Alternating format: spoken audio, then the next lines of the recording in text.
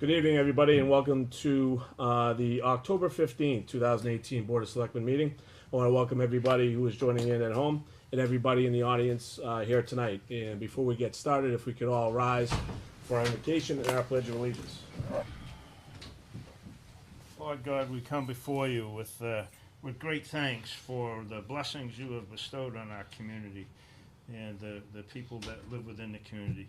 Lord, as we sit here and go through the process of governing, we would ask that you would provide each of us with wisdom and discernment in making decisions, and sometimes very difficult decisions. But we thank you for the many blessings again, and for those that chose to pray with us. We each pray to you in the way we were each taught. Amen. Amen. I pledge allegiance to the flag of the United States of America and to the republic for which it stands, one nation, under God, indivisible, with liberty and justice for all.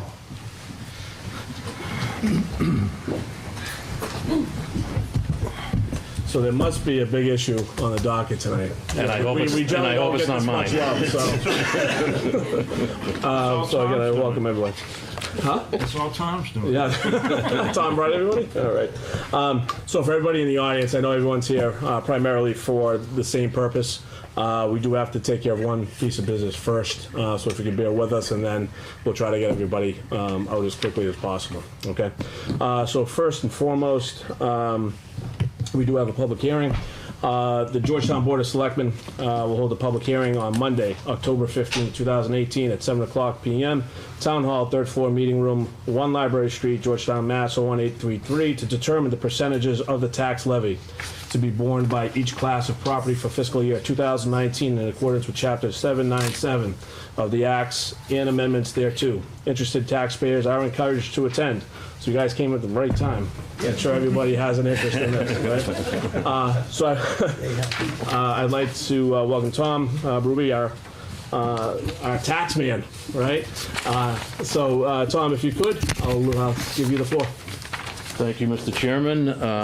This is our annual required tax classification hearing, which we have to hold in order for us to be able to set a tax rate. The purpose of the meeting is basically to decide whether we're going to distribute the tax levy to different classes of property. There are 4 classes of property. The first is residential, the second would be open space, the third would be commercial, and the fourth would be industrial. There are 4 separate votes that the board needs to take in order to complete the hearing. And if I could, I believe I distributed a copy of an LA4 comparison report, which is basically just a comparison of last year's property values with this year's property values. Do you all have a copy of that? Okay, that's it. So you can see there was about a 3% or so aggregate increase in property values. Typically, that would be consistent with a rising market, which we've seen over the last couple of years. Also, a significant rise in property values typically has a downward effect on the tax rate. It doesn't necessarily reduce the amount of money that we're going to raise, because every year we typically raise a little bit more than we did the previous year. Does anybody have any questions on that LA4 comparison report? Where are these numbers taken from? Doug, do you have a copy of that? I sent a packet around which included this. Yeah. Okay. Okay. So you can see it just breaks it down by single-family, condos, commercial, industrial property, so on and so forth, all the different classes of property that we have in town. And it shows the percentage increase. Any questions? Okay. So there are 2 ways you can handle this hearing. I can either give you an overview of all 4 of the different votes that you need to take, and then you can take the votes individually, or we can handle them one at a time, and you can take the vote at the end of each explanation. What's your pleasure? No, I think I would rather go probably one at a time, no? Mm-hmm. Yeah, let's go on. Okay. So the first is the classification. And this is called a residential factor in order to determine the tax burden to be borne by each class of property. The minimum residential factor that we would be allowed to adopt would be 95.42%, and the maximum would be 1, which would be an equal tax rate for all classes of property. Okay. Essentially, the way this works is the residential factor, it was really designed for communities that have a lot of commercial industrial space, Waltham, Peabody, Woburn, places like that, where you can give the residential property owners some relief by shifting some of the tax burden onto the commercial class. It does not reduce the amount of money that we raise. It just shifts it to a different class of property. Okay. The DOR and common sense dictates that you would not even consider doing this unless you have a minimum of 15% commercial property. We currently have somewhere in the 9% range. You have 9% right now? Yes. Okay. Okay. All right. Any questions about that? No. All right. So the motion would be to adopt a residential factor of 1. Okay. So, Mike, what's the best way to So, vote this? Mr. Chair, I move that we vote to have the residential tax classification be 1, meaning one single, is it residential, Tom? Just residential? It's called a residential factor of 1. All right, a residential factor of 1. Second. Okay, motion is second. Any further discussion on the board? Mike, do we have to roll call vote or? No. No? Okay. All those in favor? Aye. Aye. Unanimous. Okay. Secondly, the board has to decide if we are going to provide a tax rate discount for open space. We don't have any open space designated property in town, and so that is pretty much a moot point. Open space would be privately owned property that the property owner might designate for public use, recreational use. Again, we don't have any that falls into that category. So really, no motion is required here. Okay.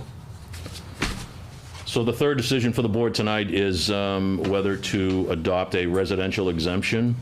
You may shift up to 20% of the residential property class tax burden from lower valued properties to higher valued properties. And essentially the way this works is you take the average of the residential class, which in our case is $414,000, and you give a discount to properties that are below that, and you basically shift that to the higher class properties that are valued at more than $414,000. Again, this is not something that typically applies to Georgetown. It was designed specifically for Nantucket and Martha's Vineyard, where 80% of the properties are owned by non-residents, basically, as their second homes. Because one of the things that the qualifications for this, if you adopted it, is it only applies to domicile properties that are people's first homes. So the motion here, if you decide not to adopt this, is a negative vote on a move to adopt a residential exemption. Right. We need to have a motion to move to adopt a residential exemption. And then And then everybody votes no. Yep. Okay. So we need a second. Second. Okay, so we have the motion, we have the second. Any further discussion on this? Okay, all those in favor? All those opposed? Aye. Aye. So the fourth decision for the board tonight is a small commercial exemption, which works essentially the same as that residential exemption I just explained. It's a mechanism where you can shift some of the tax burden from small commercial properties to large commercial properties. And there are some eligibility requirements for this. First of all, the property has to be valued at less than $1 million, and secondly, the business has to employ less than 10 people. Again, this was a mechanism that the legislature put in place for communities that have large quantities of commercial properties. Again, I'll cite Woburn, Waltham, Peabody, where you have very, very large and high-value properties that can absorb the tax shift from the mom-and-pop operations, if you will. Doesn't make sense here, particularly in light of all the efforts to stimulate some economic development. I think it would probably depress that effort if you were to overtax, new businesses coming into town. Sure. So again, the motion, if you decide not to adopt this, would be a move to adopt the small commercial exemption and then a negative vote on that. Okay. Mr. Chair, I move to adopt a small commercial exemption. Second. Motion is second. Any further discussion on that? Actually, I have just Go ahead, Steve. a question. So what is the benchmark, I guess, for us as a town to start to consider this?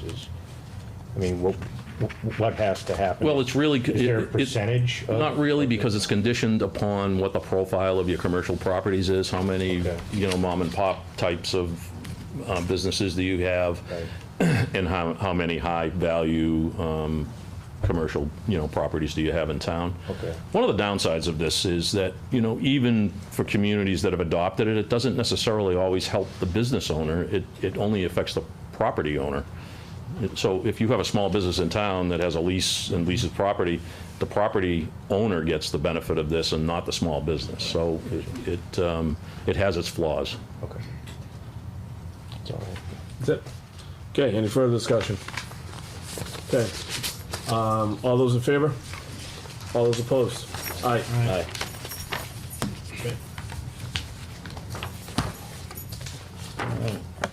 That's it for me, thank you. I just need your signatures on the Yep. form here. Pass that around. So, Tom, has our commercial industrial percentage gone up at all? It has, but that's somewhat misleading because, property values are determined by the actual sales of properties, and we do not see a lot of commercial property changing hands. So where I adjust residential values every year, because we have an adequate number of sales to determine what those new values are, in the case of commercial industrial property, that is not true, so we only adjust them during recertification years. We're scheduled for recertification year for fiscal '20.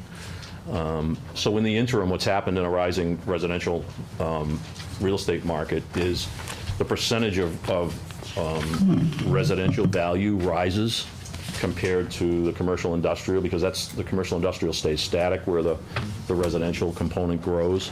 What's going to happen, I'm predicting, is when we do our recertification next year and we do adjust our commercial industrial properties, we'll probably drop from the 9% to somewhere around the 5 or 6% range where we used to be at the last certification.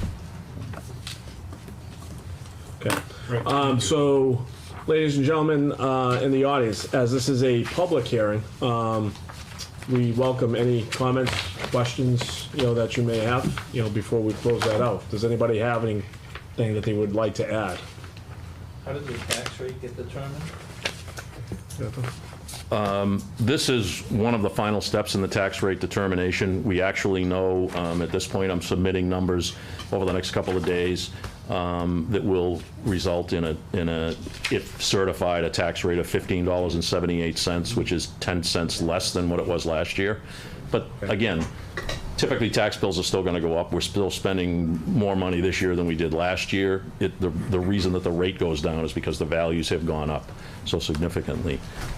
So basically, the tax rate is just a function of how much money are we spending versus how much property value do we have in town. Yep. We're raising approximately $20 million in tax levy, and we have about $1.3 billion worth of property value. So it's just a simple math equation at that point. Once you determine what the spending is and you determine what the property values are, you just divide one into the other, and that gives you your tax rate. Sir, can you give us your name and address, pardon? please? Me? That's a gap. Yeah, Peter Loiko, 91 Lakeshore Drive.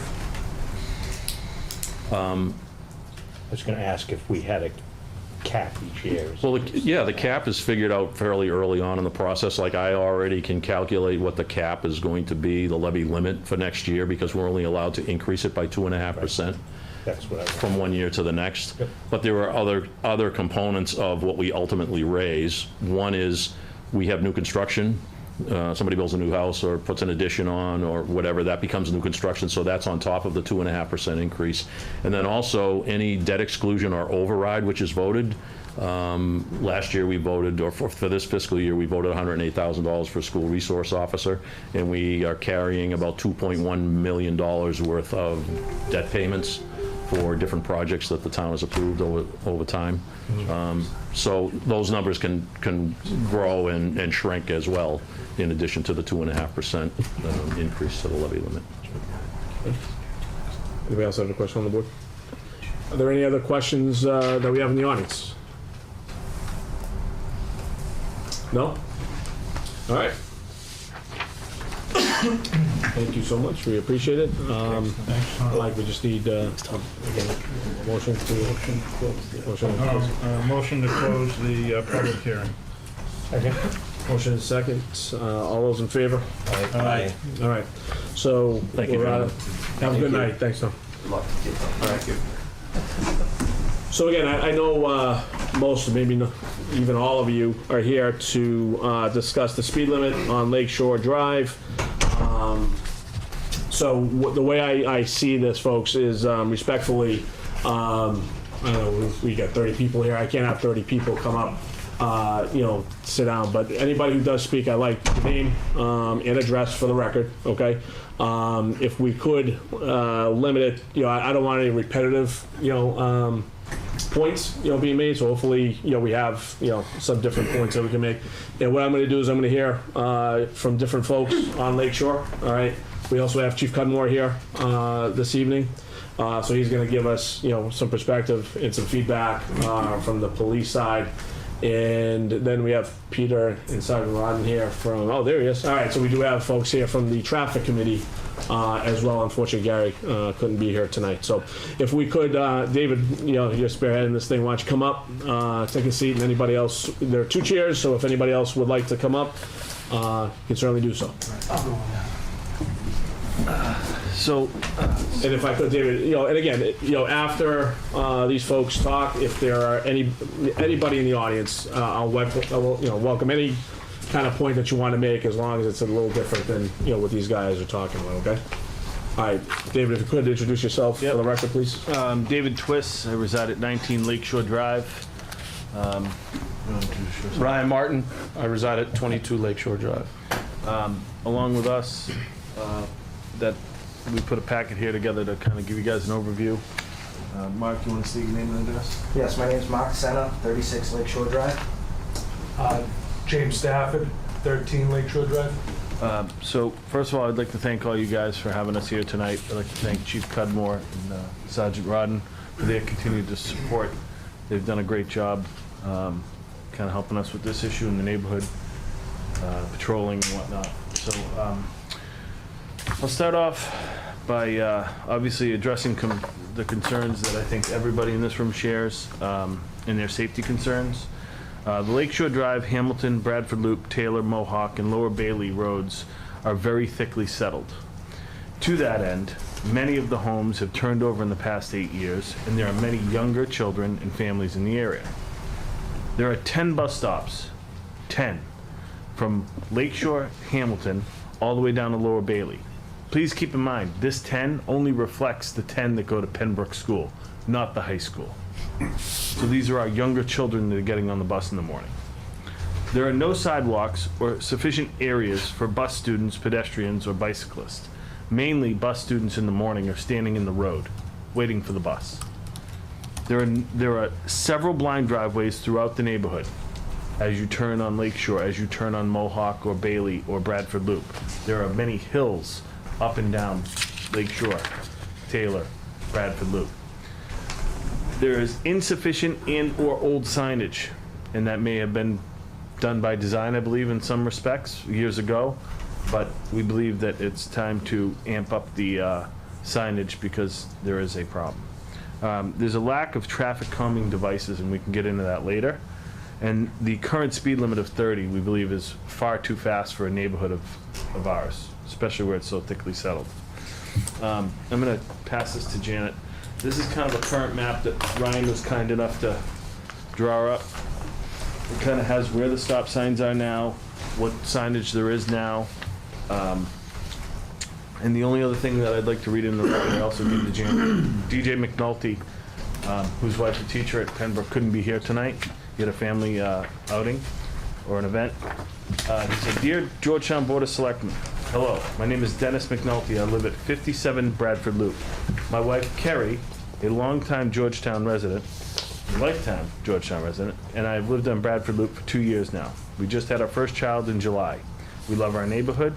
We are, however, extremely concerned with the traffic and the speeds at which vehicles are traveling through it.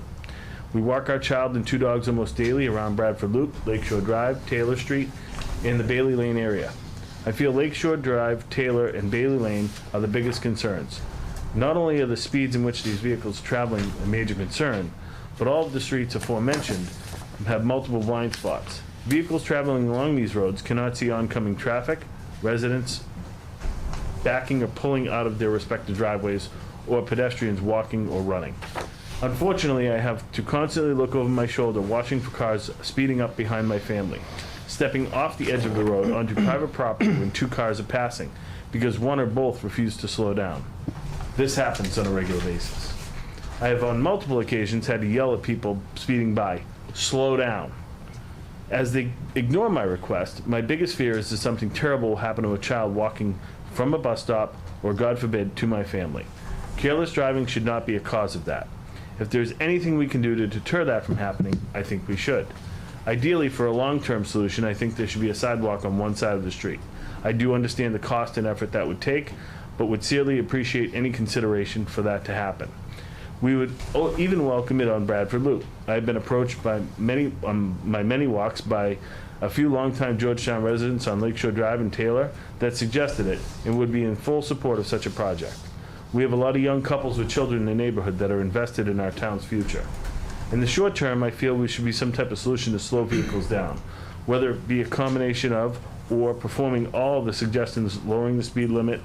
I'd be okay with 15 to 20, and installing speed bumps, humps, or additional signage on the 97 and 133 entrances that say no through traffic, and investigate what reduced speed limit would remove these streets as a cut-through on GPS applications.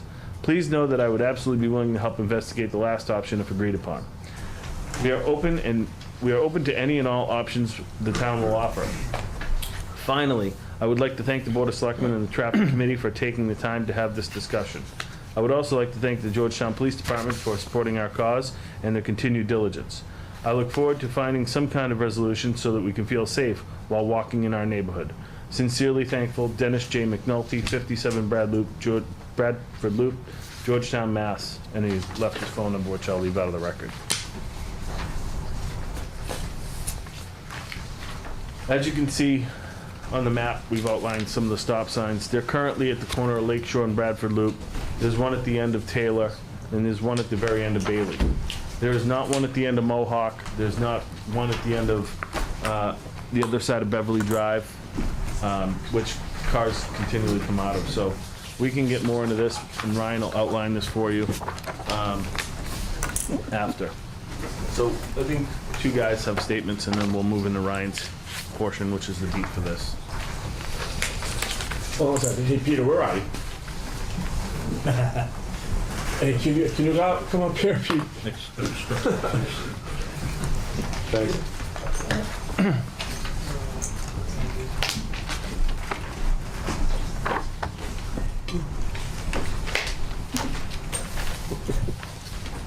All right, sir. I just want to get you up there. Go ahead. Continue. Good. Hi, my name is Mark Senna. Again, I reside at 36 Lakeshore Drive. Hi, Mark. Hello.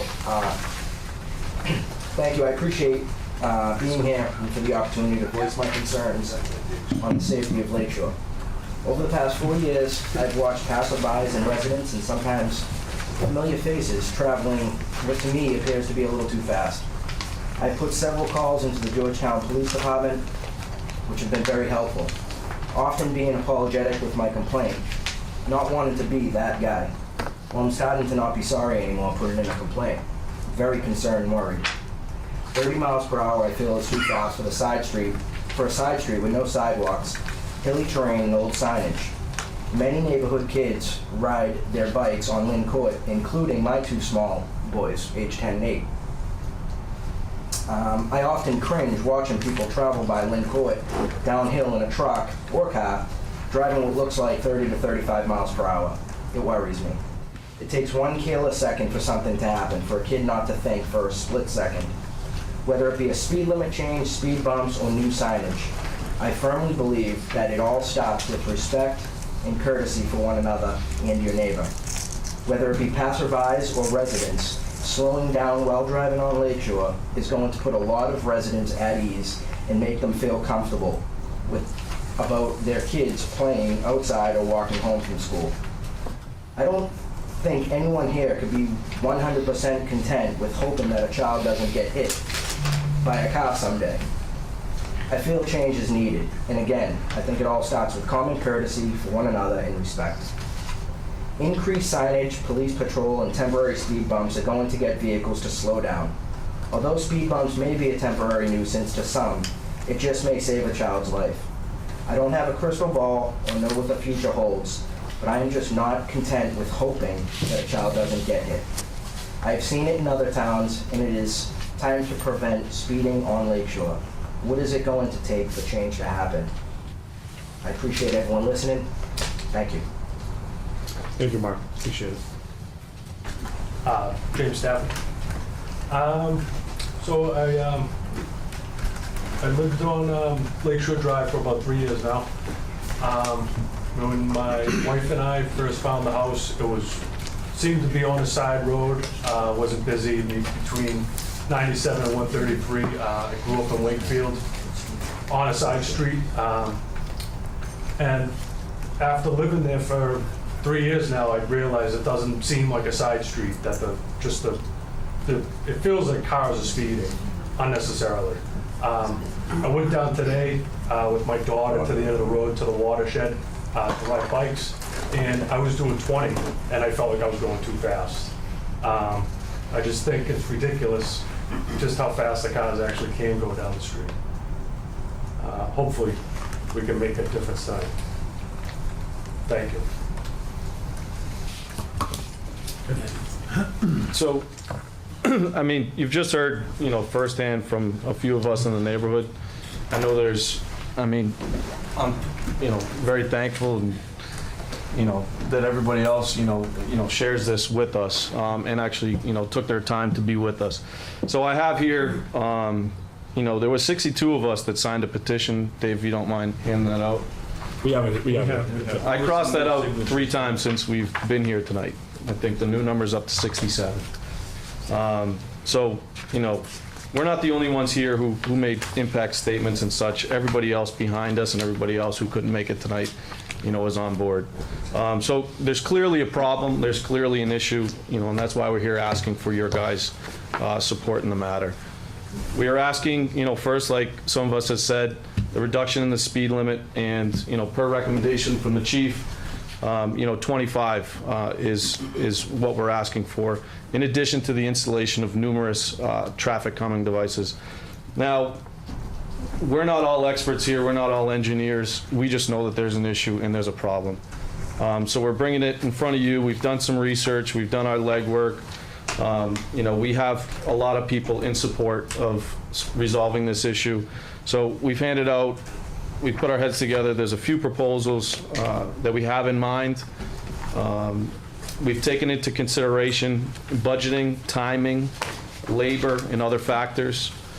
And we put together 2 proposals, Proposal A and Proposal B. You say proposal, these are... Hey guys, before we get into the proposals, can I just add one thing? If you don't mind? Please. Okay. Kevin Fair, 16 Bailey Lane. Guys, I live right on I call it the drag strip. Yeah. I'm the last house right at the water overflow. I work out of my house. I'm home all day. The most important thing to me is I have a severely, severely special needs son. Okay, he's 17 years old. He looks like he's 6. He needs my care 100% of the time. I watch him like a hawk, but he has zero repercussions. Doesn't understand the repercussions of his actions. There's a sign on my street that says, "Slow down, we love our kids." I'm constantly cutting down the brush as it overgrows on it a couple times a month. A sign standing out that there's a special needs child in the area, I think would make people stop and hesitate. I can't tell you how many times I see big tire tracks. Everybody who knows me, I walk my dogs constantly, and I carry a tennis ball. And when I see a car, you know, I take advantage of my 6'4" frame and kind of leer at some people. You know what? Growing up in the city, right? Well, same thing. I have friends that used to throw water balloons. Yeah, well, that's the thing. That's what I was going to suggest. Everybody has to equip themselves with some water balloons in the morning and start firing. And I'll tell you, I know we can't. I don't know if there's ketchup in there. I don't know if there's anything to do about it, but the real bad timing is the morning and the afternoon commute. Exactly. The people that cut across, they fly. And I leer at them every day, and I don't know if you guys got that in your proposal, but a sign around a special needs child in the area, I think would be a great addition to our. So question, does everyone have these? Have you communicated this back? All right, but you're going to talk. Yeah.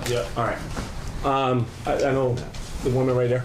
Hi. Hi. I'm Christine Nicholas. I live at 104 Lakeshore Drive. I've lived there for 15 years. Hi. I lived there when the culvert was closed. We bought, it was a long dead-end street. It was wonderful.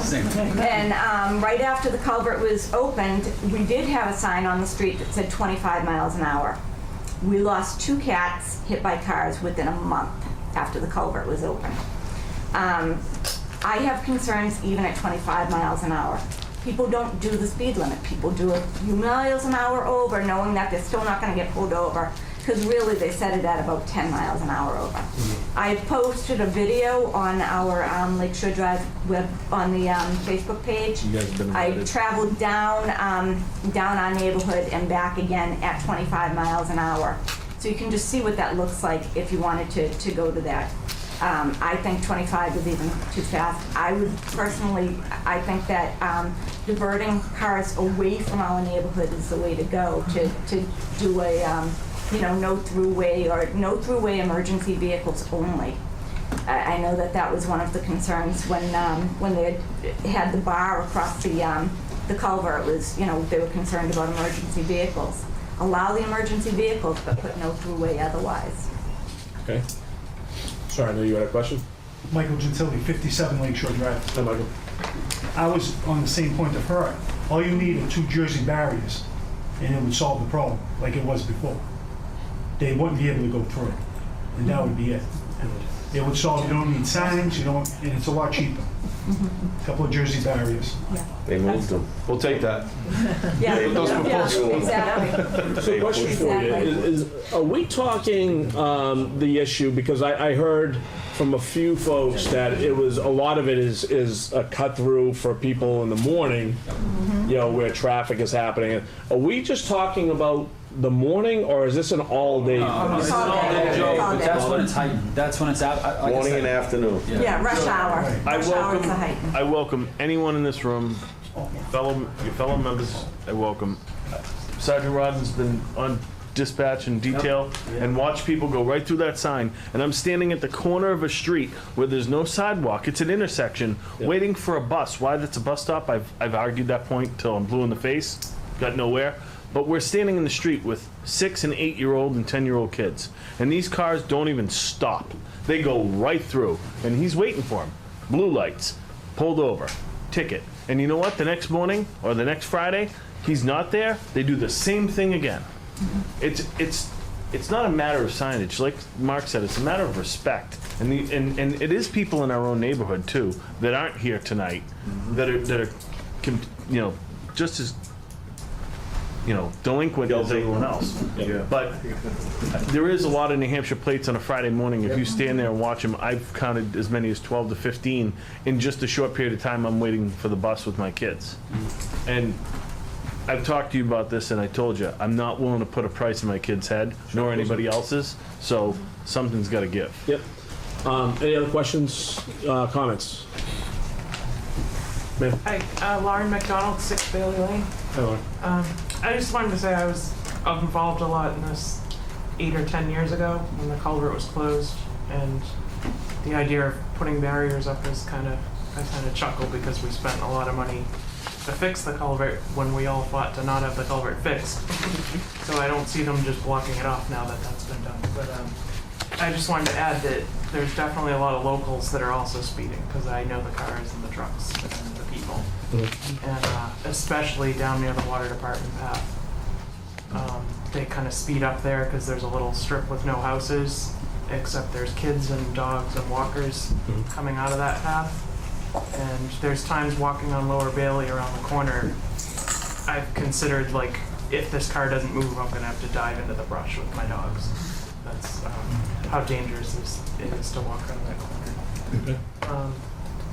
So I was just gonna add that, aside from trying to divert traffic, I think we need both solutions to calm and slow down the traffic that there is. And it's amazing that this is like deja vu from 8 or 10 years ago. Yes, there's, I know Waze and all those apps maybe bring a little bit more traffic through there now, but this was really bad back then too. And my next door neighbor says it was bad years before that.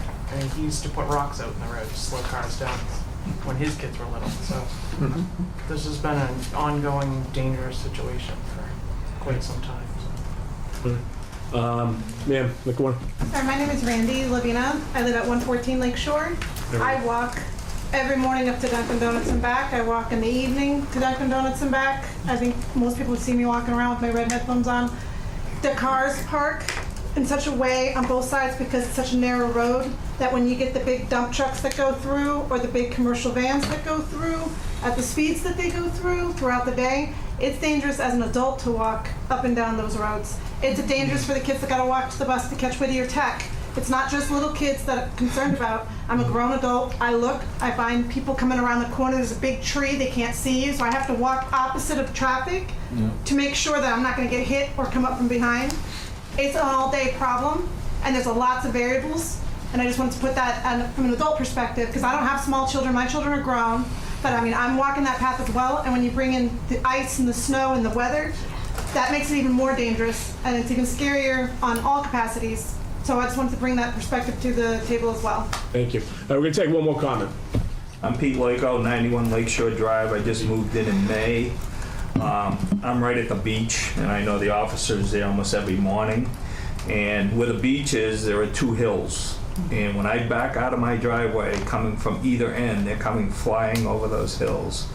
And I've probably been there 4 months. I've probably been almost taken out 8 or 10 times already, because they're coming over those hills at 35, 40 miles an hour, slamming on the brakes. Kids right next door waiting for the bus, both ways. You see them if you're the officer in the parked at the beach every morning. Yeah, those hills are blind. They're blind. From where I am, I'm at the low spot right at the old ramp, and they come over the hills, they don't see you. All right.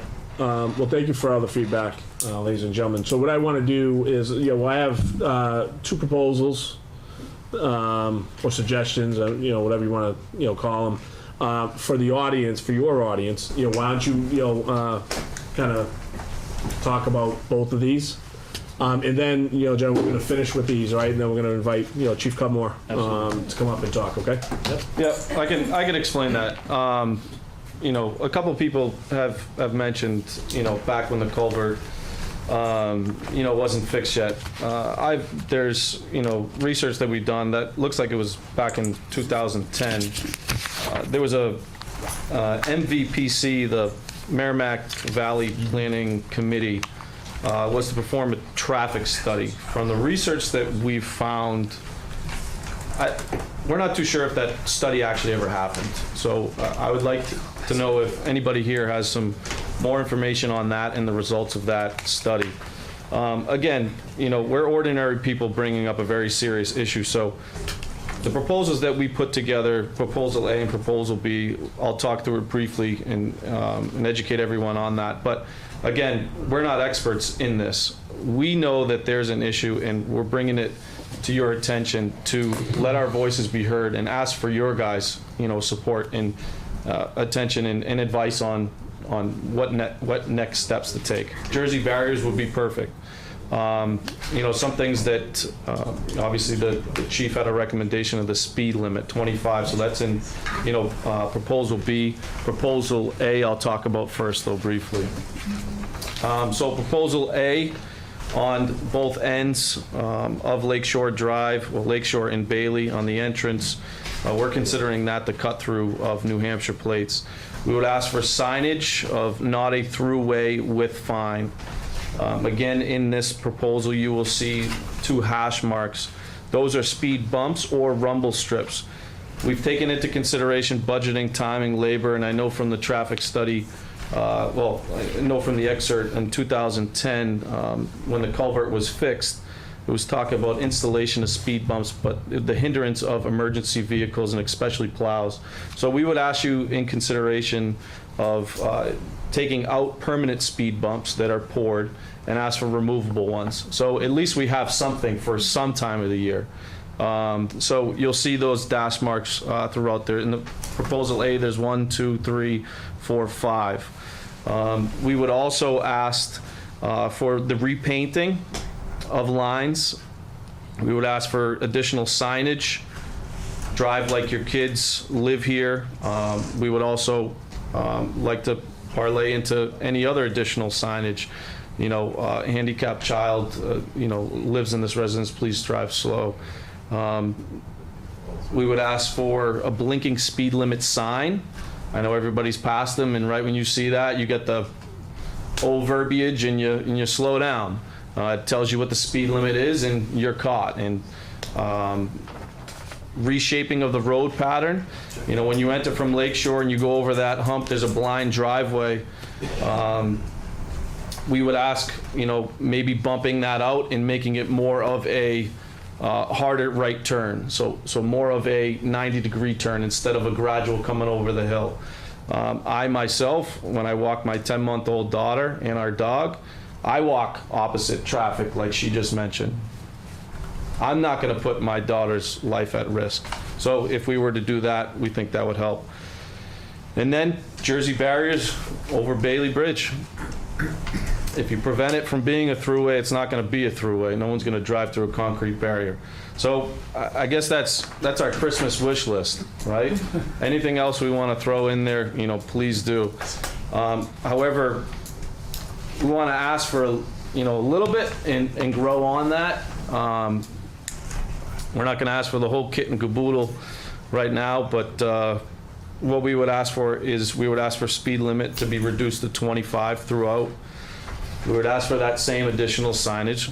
Drive like your kids live here, in addition to handicapped child resides. Blinking stop signs. A lot of the stop signs that you see, they're not very visible, right? One resident mentioned, that they have to, cut away, the foliage, so that sign can be seen. If we were to get some LED lights, I know they have the solar ones, that can blink, it will bring to more people's attention something like that. Repainting of the stop sign areas. That's a quick, easy fix. Any stop sign that you go through that's brand new, you're going to have that white painted strip line, and it's going to illuminate at nighttime. Again, we have the not a throughway on both sides, and then we would ask for the removable speed bumps or rumble strips throughout Lakeshore, Taylor, and Bailey Lane. Joe, one more thing. Jim, when you put your trail cam up, how many cars went by? It was probably about, when I originally did it, it was probably about 1,200 over the course of a couple days. So there was basically like 2.5 days, and he had his hunting trail cam facing the road. 1,200 vehicles passed in 2 days. Gives you an idea of the traffic. Yeah. Also, I know Kevin's son in that situation. At the end of Lakeshore, we have someone who is blind, so there's also an issue on that end as well. So Child or adult? Not that it matters. I'm just asking. Nope, it's an adult. So, okay. Again, appreciate it. Okay. So thank you so much. First of all, very well prepared. Thank you so much. Great presentation. Thank you for all the comments in the crowd. So what I'd like to do is bring up Chief, if that's okay. If you can give us some feedback on what your thoughts are on this, and we'll go from there. Thank you. Thank you, Chief. Good evening.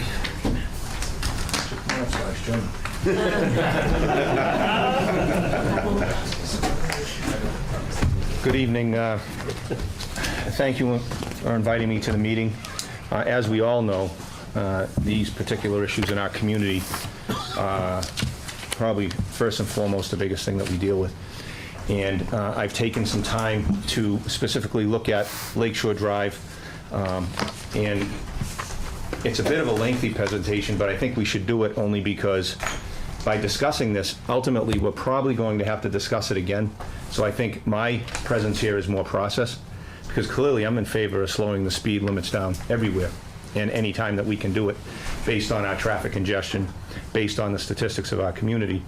And just like myself and Highway Surveyor Durkee have worked on probably for the last 10 years, is trying to recreate the intersections. You know, we had country-style intersections where you would sweep into a turn, therefore creating a larger speed for a turn such as Thurlow, Tenney. We've just done Elm Street, doing Nelson Street. His plan is to do Mill Street, Pond Street. So we get complaints that the traffic is moving too slow now because people have to actually slow to a turn and take that 90-degree turn versus that sweeping speed turn that people take. So it's an issue that's throughout the community. And what I'd like to do is I'll go through the Lakeshore traffic issue, but then thereafter do the process by which communities look at regulating speed.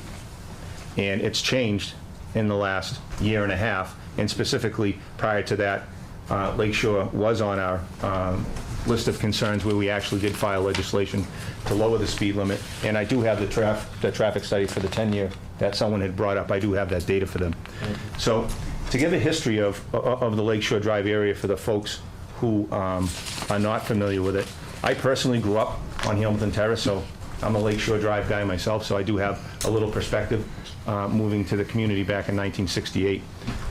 The roadway, as the residents have described, is a very narrow roadway, and it's congested because it used to be consistent of camps and summer properties for folks that lived in that area. So that's the reason why it's designed as such, because of Rock Pond. The streets in question, it's a contiguous street from Route 133 to 97, Andover Street to West Main Street. You have Lakeshore Drive, Taylor Street, Lower Bailey Lane, but then you have tributary roads. You have Bradford Loop, Beverly Drive, Hamilton Terrace, that all connect to that one roadway, that continuous roadway. And there's probably about 101 residents, residential properties from the beginning of Lakeshore Drive to the end of Lower Bailey Lane, excluding the tributaries, with new homes being built on the Upper Bailey Lane beyond number 33. So given that length, it's about 1.1 miles, as I said, for that residential roadway area. There's also a private association beach there, which one of the residents had described near number 90. So with regard to the traffic and the studies that have been done on Lakeshore Drive, even many years ago as a patrolman, when I started in 1985 here, the road was posted as 25. It was illegally posted as at 25 by the town. As the town progressed and as the police department matured, we obviously realized that you can't have a speed limit sign that you're enforcing. That's not legal. So at that time, the signs were taken down during an administration change with the police department. And today, the road is classified as a thickly settled 30-mile-an-hour area, unposted. During the bridge construction, one of the residents did say that at one point, we had posted some areas of that community years ago at 30, and we found that it actually increased the speed limit because traditionally, traffic does flow greater than the posted speed limit. I think everybody in this room could probably attest to that. The traffic study completed in 2010 by Merrimack Valley averaged about 4,300 vehicles a week through that roadway. Now that number is important because we use that data and attempt to change the speed limit prior to the 2016 legislative change with the DOT, and we were denied based on the lack of volume. That was not enough volume for the state to determine that we could change that speed limit, but things have changed, and we'll get to that.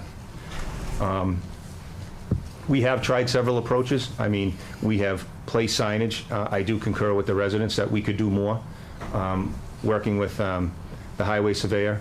In addition to Lakeshore Drive, I currently, right now, have to police about 30 areas in Georgetown that are very similar to Lakeshore Drive. So with regard to funding and trying to prioritize what we're doing, they're clearly on our list to patrol, enforce. I created probably about 4 years ago a patrol advisory system, trying to utilize the least amount of manpower with the most effective presence in the community. So we take those troubled areas, and I have to strategically place officers at various times of the day, with in mind there's only 2 on duty at a time, and we have 160 lane miles of roads. So I strategically place them so that we can try and give the motoring public the belief that we're in the area more than we really are. I applaud the residents for saying that the sergeant works a day shift, and he is quite active when he's not doing other things, trying to be out there, especially in these troubled spots. And quite frankly, that system has worked, because I'm actually getting positive results that traffic is flowing slower in some of our troubled spots. And obviously the residents are noticing that our vehicles and our cruisers are out there. As far as congestion, the residents are absolutely right. It's a very congested area. I even have been posting the motorcycle unit on Halloween down there for the entire Halloween trick-or-treat duration, because of the congestion and the attraction to that area. For obvious reasons, the more houses, the more candy, the more people, and that's what we get. So we do put an officer down there full-time every Halloween to try and help with that congestion. And I have recently ordered, and we only get one chance a year in the safety traffic grant, a sign, a speed limit sign that has data retrieval aspects to that sign. It's a $5,000 grant. We were awarded that grant, but the unit is on back order. But that's one sign for the entire community. So I would have to strategically place that sign. It's mobile in an attempt to identify speeding and speeders in the area. Statistics. I have some statistics for the last 3 years in the area that would probably be of help.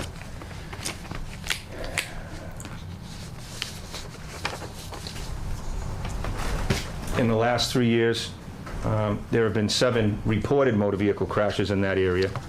There was a hit and run, there was a vehicle versus tree, vehicle versus telephone pole, 1 2-car crash, 1 fire hydrant struck, and a car hit a rock pulling into a driveway. 26 motor vehicle complaints from residents in the last 3 years, and we've had 85 motor vehicle stops in the last 2 years, and we've set up 243 traffic enforcement initiatives in the area. So those are the actual statistical data for Lakeshore Drive that we've done. Okay, so everyone says Sure, Ken. 85 stops in 2 years, all for speeding? I didn't identify what they were for, I just put 85 stops. I have it if you want, I can get that for you. So I've identified to you the patrol advisory system. Once we go through this information here, it will bring clarity as to some of the recommendations that the residents have made and what the authority of the community has. I have this 2014, I'm going to pass that around. This is a narrative, and I'll just very briefly go through it. I'll wait till you get it, but on page 2, describes how the state sets speed limits in the Commonwealth.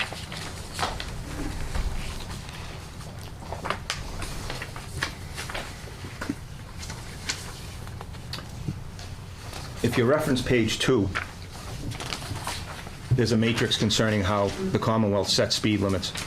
And there are requests made by city, town, governmental agencies to the Mass DOT district office, and then it's processed through that matrix. And you can see there's traffic study requirements, traffic counts, sometimes engineering. I give that to you just as a reference, because what I'm going to review with you today is what's changed at the end of 2016. So it was a very complicated process to change a speed limit in the Commonwealth. Now, identifying speed violations in the Commonwealth is 2 types. Chapter 90, Section 17, which is thickly settled, divided highways, school zones, and things like that. Things that are set legislatively. Chapter 90, Section 18 are special regulations. So for example, you look at North Street, you look at Andover Street, they're thickly settled areas by definition, but they're regulated speed that has been set specifically by the state so that traffic will flow more efficiently, based on volume, road construction, and things like that. So those are the two types. Lakeshore Drive would fall into a 9017 scenario. In 2016, municipalities got the blessing, let me pass these around. It's called the Municipal Modernization Bill, and I just want to review that with you. And that's why, for all intents and purposes, I sit before you tonight relative to a potential change in the speed limit based on the governmental body's decision to do so.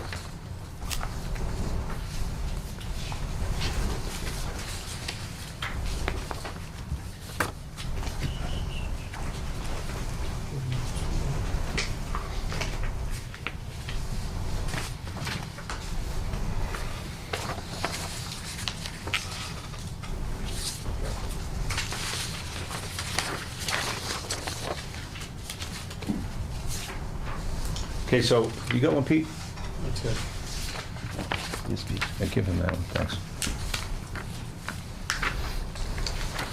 So as I said, in 2016, towards the end of the year, the Municipal Modernization Bill was passed, and inclusive in that bill was the ability for cities, towns to make changes to speed limits within their community.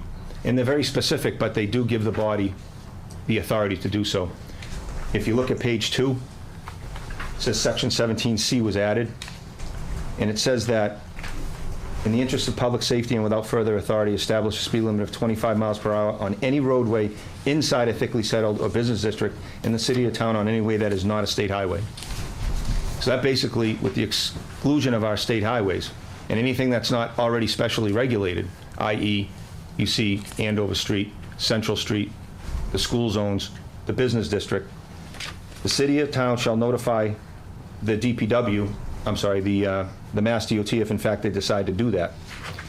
Now, it describes on page 3 what is a thickly settled area. It defines a thickly settled area or a business district as a territory contiguous to any way which is built up with structures devoted to business, or the territory contiguous to any way where dwelling houses are situated at such distances as will average less than 200 feet between them for a distance of a quarter of a mile or over. Well, clearly, Lakeshore Drive fits that definition. And the 3 contiguous roadways equal 1.1 miles. So, I'm sorry, Mr. Chairman. No, go ahead. Oh, okay. It said, on page 4, it says, how does the new speed limit legislation passed in 2006 affect any town, which would be Georgetown? It allows the municipality to opt in to Mass General Law 90, Chapter 90, Section 17C, thereby reducing the statutory speed limit from 30, which it is today, to 25 miles per hour on any or all city-town-owned roadways. Now, I say that because several municipalities have changed and adopted this 9017C for their entire community, cities like Salem, Newburyport, and other cities and towns. It's very costly to do that, but if you do that, then there is a complication with regard to signage in your entire community. But I look at this change, and it says to reduce it from 30 to 25 on any or all city-town owned roadways. So the Board of Selectmen could take a look at various roadways and sections of the community. Now, be mindful.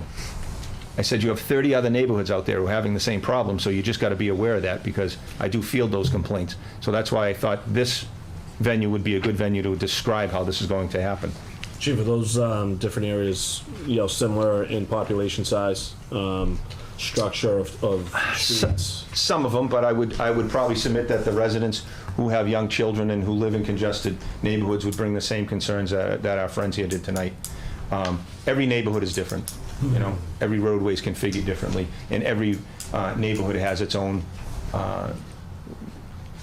problem with regard to the volume of traffic and how their road or how the neighborhood is configured, whether it be stop signs, whether it be intersections, dangerous intersections, and things like that. And it says here the legislation also requires cities and towns to notify Mass DOT if we do this. Page 5 is the recommended signage, and any signage under this new legislation has to come out of this manual. And I'm sure my friend Peter Durkee is aware of this manual. These signs have to comply with this manual, with Mass DOT. If you recall, I was before the board a number of years ago when my first initiative as the chief was to change the Searle Street exclusion for trucks. It took me 4 years to do it. That's how long it took to get that through the legislation. I thought I might not finish my career doing it. It took so long, but we did do it. And if you look on 95, on the exit and on-ramps on 133, you see these very large commercial-looking signs that came out of this, and I worked through DOT to have that. But that permitting process, and it kind of parlays to the trying to exclude traffic from a roadway. Under the Interstate Pact of roadway, the Mass DOT will not allow you to exclude traffic on any public way that's paid for by tax dollars. You'd have to file special legislation through them, through this, to see if you could exclude various travel through neighborhoods, through public ways. That's a very complicated process. Also, it says here that municipalities that adopt Section 193 of Chapter 218 on a street-by-street basis may post thickly settled 25-mile-an-hour Mass DOT code approved signs at the upstreams of the street. So this sign, which would come out of this manual, if you adopt the legislation for Lakeshore Drive, Taylor Street, Lower Bailey, or any other tributary road in that area, this is the sign you would use. And then it also says on page 7, if the city or town opts in Section 193 of 218, that will supersede any existing speed limits, the answer is no. So if you were to adopt a townwide 25-mile-an-hour zone in thickly settled areas that are not regulated by 18, it does not change our current speed limits that are regulated under 18. Andover, North, Central, East Main, West Main, those are all regulated. But an unposted thickly settled 30, you can reduce that by this legislation to 25. We had talked about, and I'm sorry, it was discussed that establish designated safety zones that go below 25 into 20. And as you see on page 8, I won't read it verbatim, it's quite lengthy, but to establish a safety zone, you have to have specific criteria. And that criteria would include, if you go to page 10, it says vulnerable roads such as senior housing centers, hospitals, medical facilities, high schools and higher education centers, daycare facilities. Those safety zones should not be used in place of school zones for streets adjacent to grade 1 through 8. That's why we can't change the speed limit on Elm Street nor East Main Street because of the school zone. The school is not on the street. So we can it can be closed for school zone during 20 mile an hour when school's in session or getting out. I'm sorry, when it's coming in and coming out. So that's why you can't change a thickly settled area to 20 because it's already predetermined in the statute, unless you have a hospital, unless you have a daycare center, unless you have a special regulated need, and it also has to be adopted. Excuse me, Chief, Yes. what about a special needs child, severely handicapped? One child? It's just, just one. I don't know. Okay. What would happen is the town would have to file with the Mass DOT. There would be an engineering study, and then they would reduce that speed to 20. And that's in the legislation. We also have a daycare in the street show on Lake Shore. Okay. Which is, registered with the town, recognized as a daycare. It is, yeah. So I guess, well, there is some interest, so why don't I read this particular paragraph so that we're clear. Safety zone speed limits are the only regulatory speed limit that municipalities can adopt without prior approval from Mass DOT. Safety zones cannot, however, be placed on state highways without Mass DOT approval. Speed limits within a safety zone must be set at 20 and are intended to be used in areas where vulnerable road users are likely to be present. Examples of such areas are parks and playgrounds, senior citizen housing and centers, hospitals and medical facilities. What about the beach with the playground in it? Absolutely. It would require, it would require contact with the DOT and an engineering study to accomplish that. So they would To do a get down traffic to study 20. to take it to 20. Take it to 20 or less. The page 10 and 11 just show the signage, which is required out of the manual, the traffic control device manual. And it says, can cities and towns post their own speed limits? Standard speed limit signs may only be posted upon the establishment of a regulatory speed limit per Mass 90, Section 18. And those are the ones that I just described to you, Andover, East Main, West Main, Central, where there's a regulated speed that goes higher, set forth by the Commonwealth. So that's why you can do 35 in a thickly settled area, and then outside a thickly settled area, you can speed, your speed will vary. Andover has 4 speed limit zones as it goes up and down. Now, prior to that occurring, we had that road posted after the business district from 35 all the way to the VFW. We were taken to task on that, and there was no regulation. We actually violated the regulations. We liked the speed limit. It kept the speed low. We were forced by the state to take all them down, and we had to post the roadway with those 4 different delineations of speed.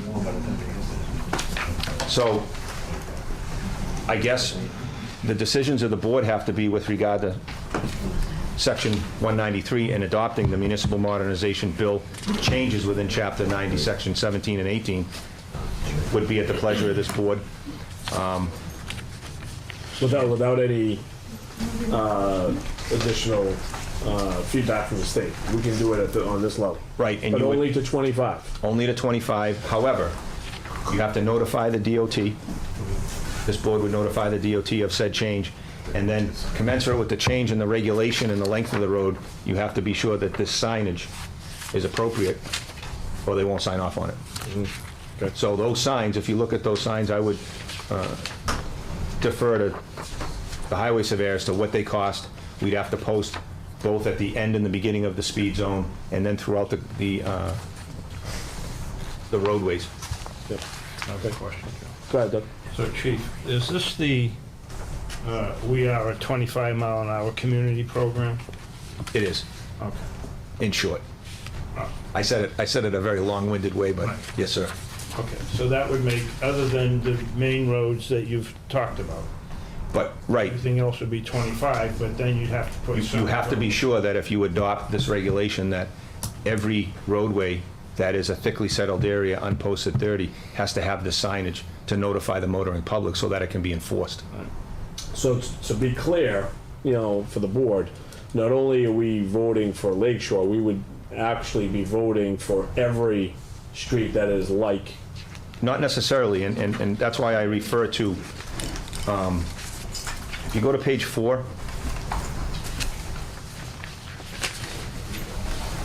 because I personally don't know how we would adopt it on a town-wide basis without first examining the cost, the need, a need assessment in various areas. But in specific areas that has been identified to the police department and to the board, that it says, Section 193, if you opt in, allows the municipality to opt into MGL 9017C, that's the new statute, thereby reducing the statutory speed from 30 to 25 on any or all city or town-owned roadways. So it doesn't say and, it's or. So in legalese, you can do one or the other. You don't have to do both. If it said and, you would have to do the entire town. Now, when you read this information I gave you more in depth, the DOT recommends that you do all roadways to 25 because it eliminates confusion for operators. Mm-hmm. But how feasible is that? I don't know. Okay. I was going to ask, what are the regulations for distance between signs? That's here. That's in all of This is a that manual. Okay. I printed the front page of the manual. Thing's about 80 pages long. I'm sure Pete has one on his desk. 180. Okay, well, the one I looked online. Okay. Maybe I had the redacted version, I don't know. But That's the, Doug, you finished? Yeah, I guess, for the time Okay. being. That's the. Yeah, I just had a question. Has the Traffic Advisory Committee, have you guys come up with a recommendation if we should do any or all and what the costs are. No, I mean, first, traffic was invited just to kind of listen to the same presentation. Okay. They have not met, as far as I know, right, regarding this topic, right? But I'm trying to, alleviate some time. Yeah, so I wanted wasn't to talking invite about the everybody. specific one, I was just talking about this opting in. Just generally? Earlier this year, I presented to the Traffic Advisory Committee. The sergeant wasn't serving on that, one of my other sergeants was. He's a longtime member of that committee, as is Pete, Selectman Fowler, and there was one citizen that served on that board that no longer served. So I presented to the three of them for a legislative change for West Street. And West Street, based on the need to protect an endangered species of turtle, as well as the ball fields up there, the traffic committee voted not to change the speed limit. And it was just there, it was the vote of the board. I have not presented this to the traffic study committee. I had told the residents that the process is to present to them. But I also said that, the dozens of calls that my office receives concerning traffic complaints on Lakeshore Drive warranted some type of public presentation so that we could begin to move the process forward. Sure. Okay, all good. Chief, the other day when I talked to you about this, I still have this question, where I've gone through some communities larger than Georgetown. Sure. But I've seen where they've tried to restrict or prevent cut-throughs. Mm-hmm. They have a sign at the top of the street that says, no right turn or no left turn between such and such hours. We have one. We do. If you come out of the Other high than school. Winter Street. Yeah. And Is that still in effect? It is in effect, it's on the books. I think it's absurd personally. I mean, we have a public library that's 800 feet from the entrance to our high school. And a number of years ago, some residents got together and didn't want traffic going by their house. Part of the problem with tributary traffic, and this is through Merrimack Valley, which I attend quarterly meetings with them, is that the biggest problem for Georgetown is that we try to jam all of our traffic onto 4 roadways during the course of our commuter hours, not hour anymore, commuter hours. So tributary roadways do reduce traffic congestion. If we close all roads off to any type of traffic, I always use the example, if you asked anybody in this room, how do you go to visit the town of Danvers, we all have a different way. If we all went the same way, we'd never get there. There's a reason why some tributary roadways are open, to reduce that congestion. I don't know if the standards in 2010 are different than 2018 with regard to the volume. Georgetown has huge traffic volume. I think we know that. The suburban push in the last 15, 20 years has created an environment, we've gone through 4 phases of urban systems back in the 90s, back when the center of Georgetown was just a stop sign. And now, 25 years later, there is nowhere else that we can rebuild for our roadways. And I mean, during the summertime, no one cringes in this community more than I, because I live here. I've lived here all my whole life. I come out on a main road on a Friday afternoon, and the traffic's up beyond the town of Groveland. It's up beyond Nelson Street, where I live. I personally cringe, but I don't know what else to do about it. Everybody just is coming through. It's, probably 70% of our traffic is just cut-through traffic. It's not us driving around. It's everybody else. Yeah. Okay. Go ahead, Steve. Is there any way that we could add that, not a through street sign? I know there's one on Nelson Street. Nelson Ave. It's not enforceable. I'm sorry. Oh, it's not, but It's not enforceable. No. That was my other question. How do you enforce it? Yeah. The problem with no-through traffic is it has to be regulated through the DOT. You have to, in order to prevent travel on a public way, you have the authority to stop traffic by way of stop sign like you have in the past with some of the stop signs that the folks have mentioned that were put down at the corner of Beverly Drive, Bailey Lane and Taylor Street. Those are fairly new in comparison. Then Bradford Loop and Lakeshore Drive.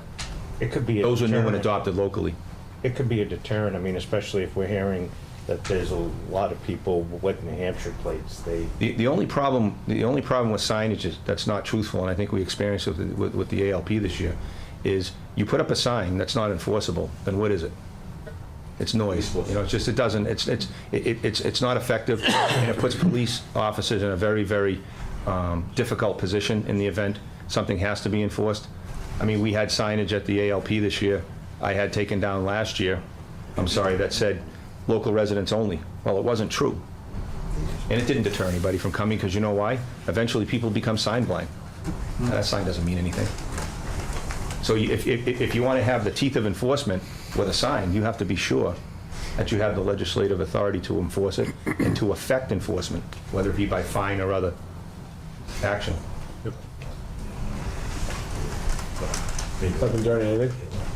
Any questions? No, I just had the same, thoughts with the other signs, but like Chief has said, they're not overly effective, so.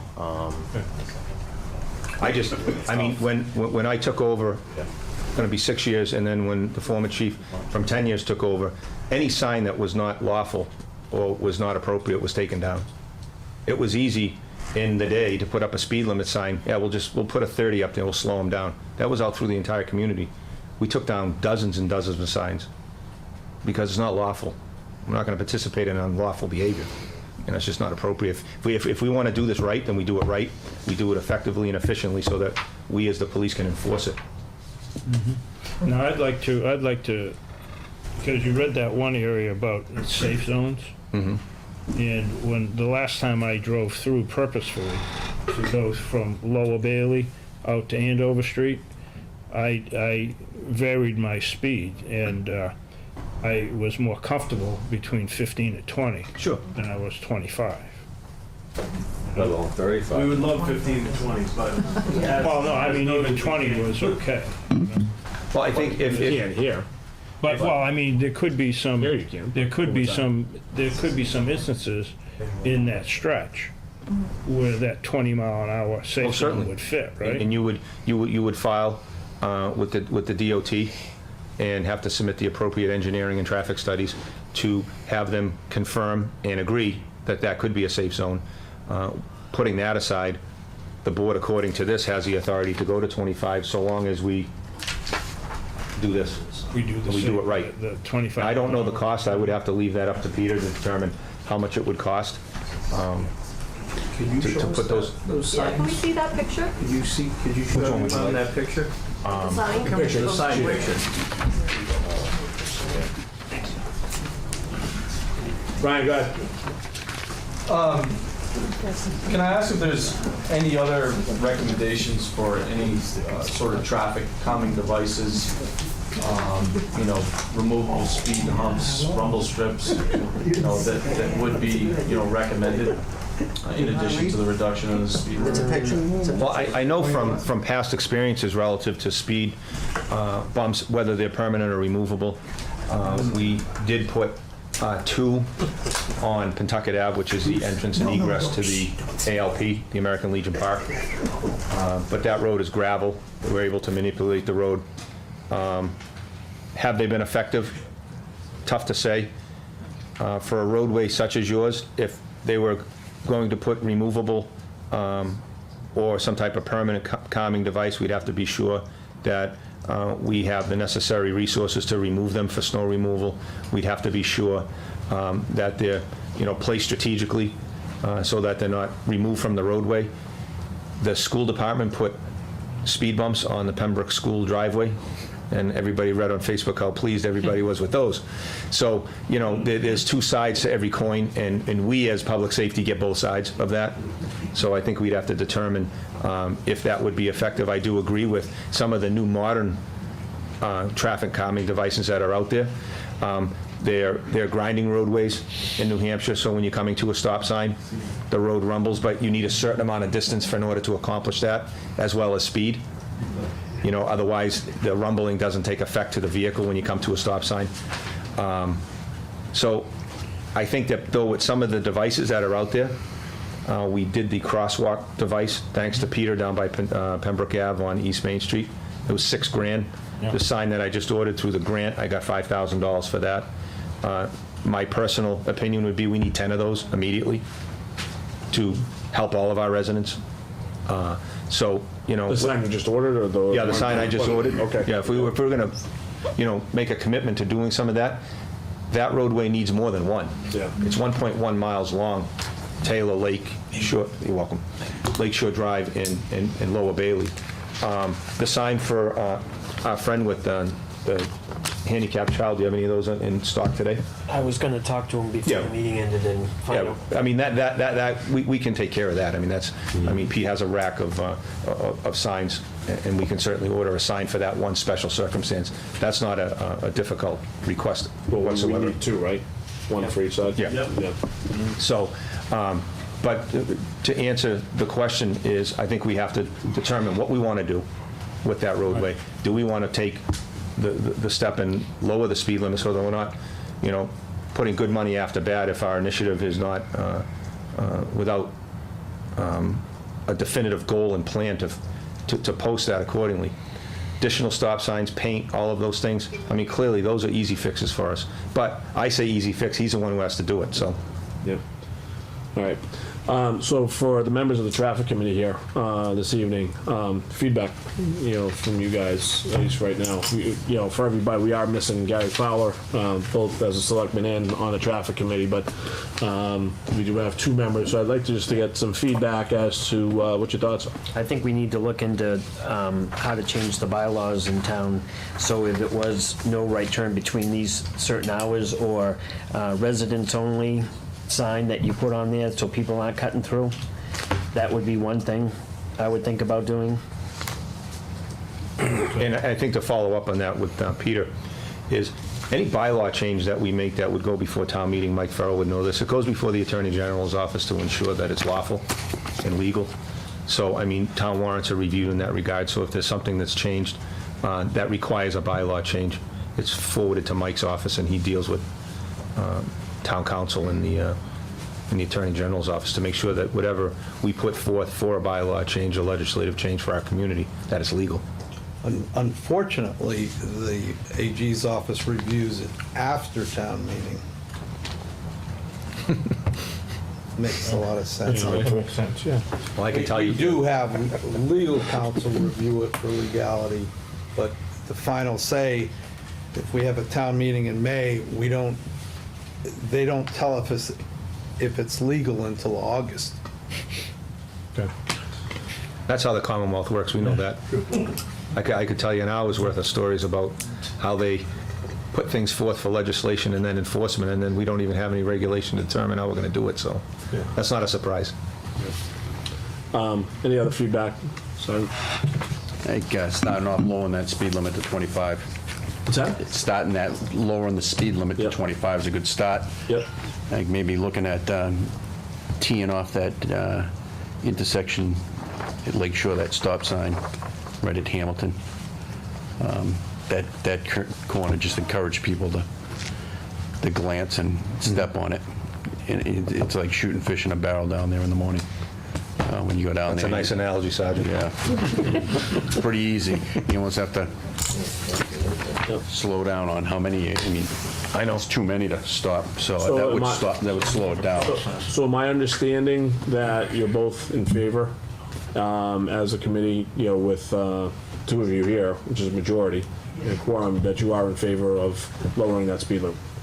Well, I think one thing we have to look at is those 29 other areas that, people are complaining about, Oh, correct. So, and it may be cheaper buying 18 signs instead of, maybe originally we buy 7 for Lakeshore, and then, for the whole town it would be 18, but to do each road as it comes, if people come, because next week could be another road. Yeah. Right. So this could be like this for a long time. And then the domino. Well, yeah, and I know what's happened in the city of Newburyport as we traveled before is that it became very confusing. They had a city council vote where they did the entire city.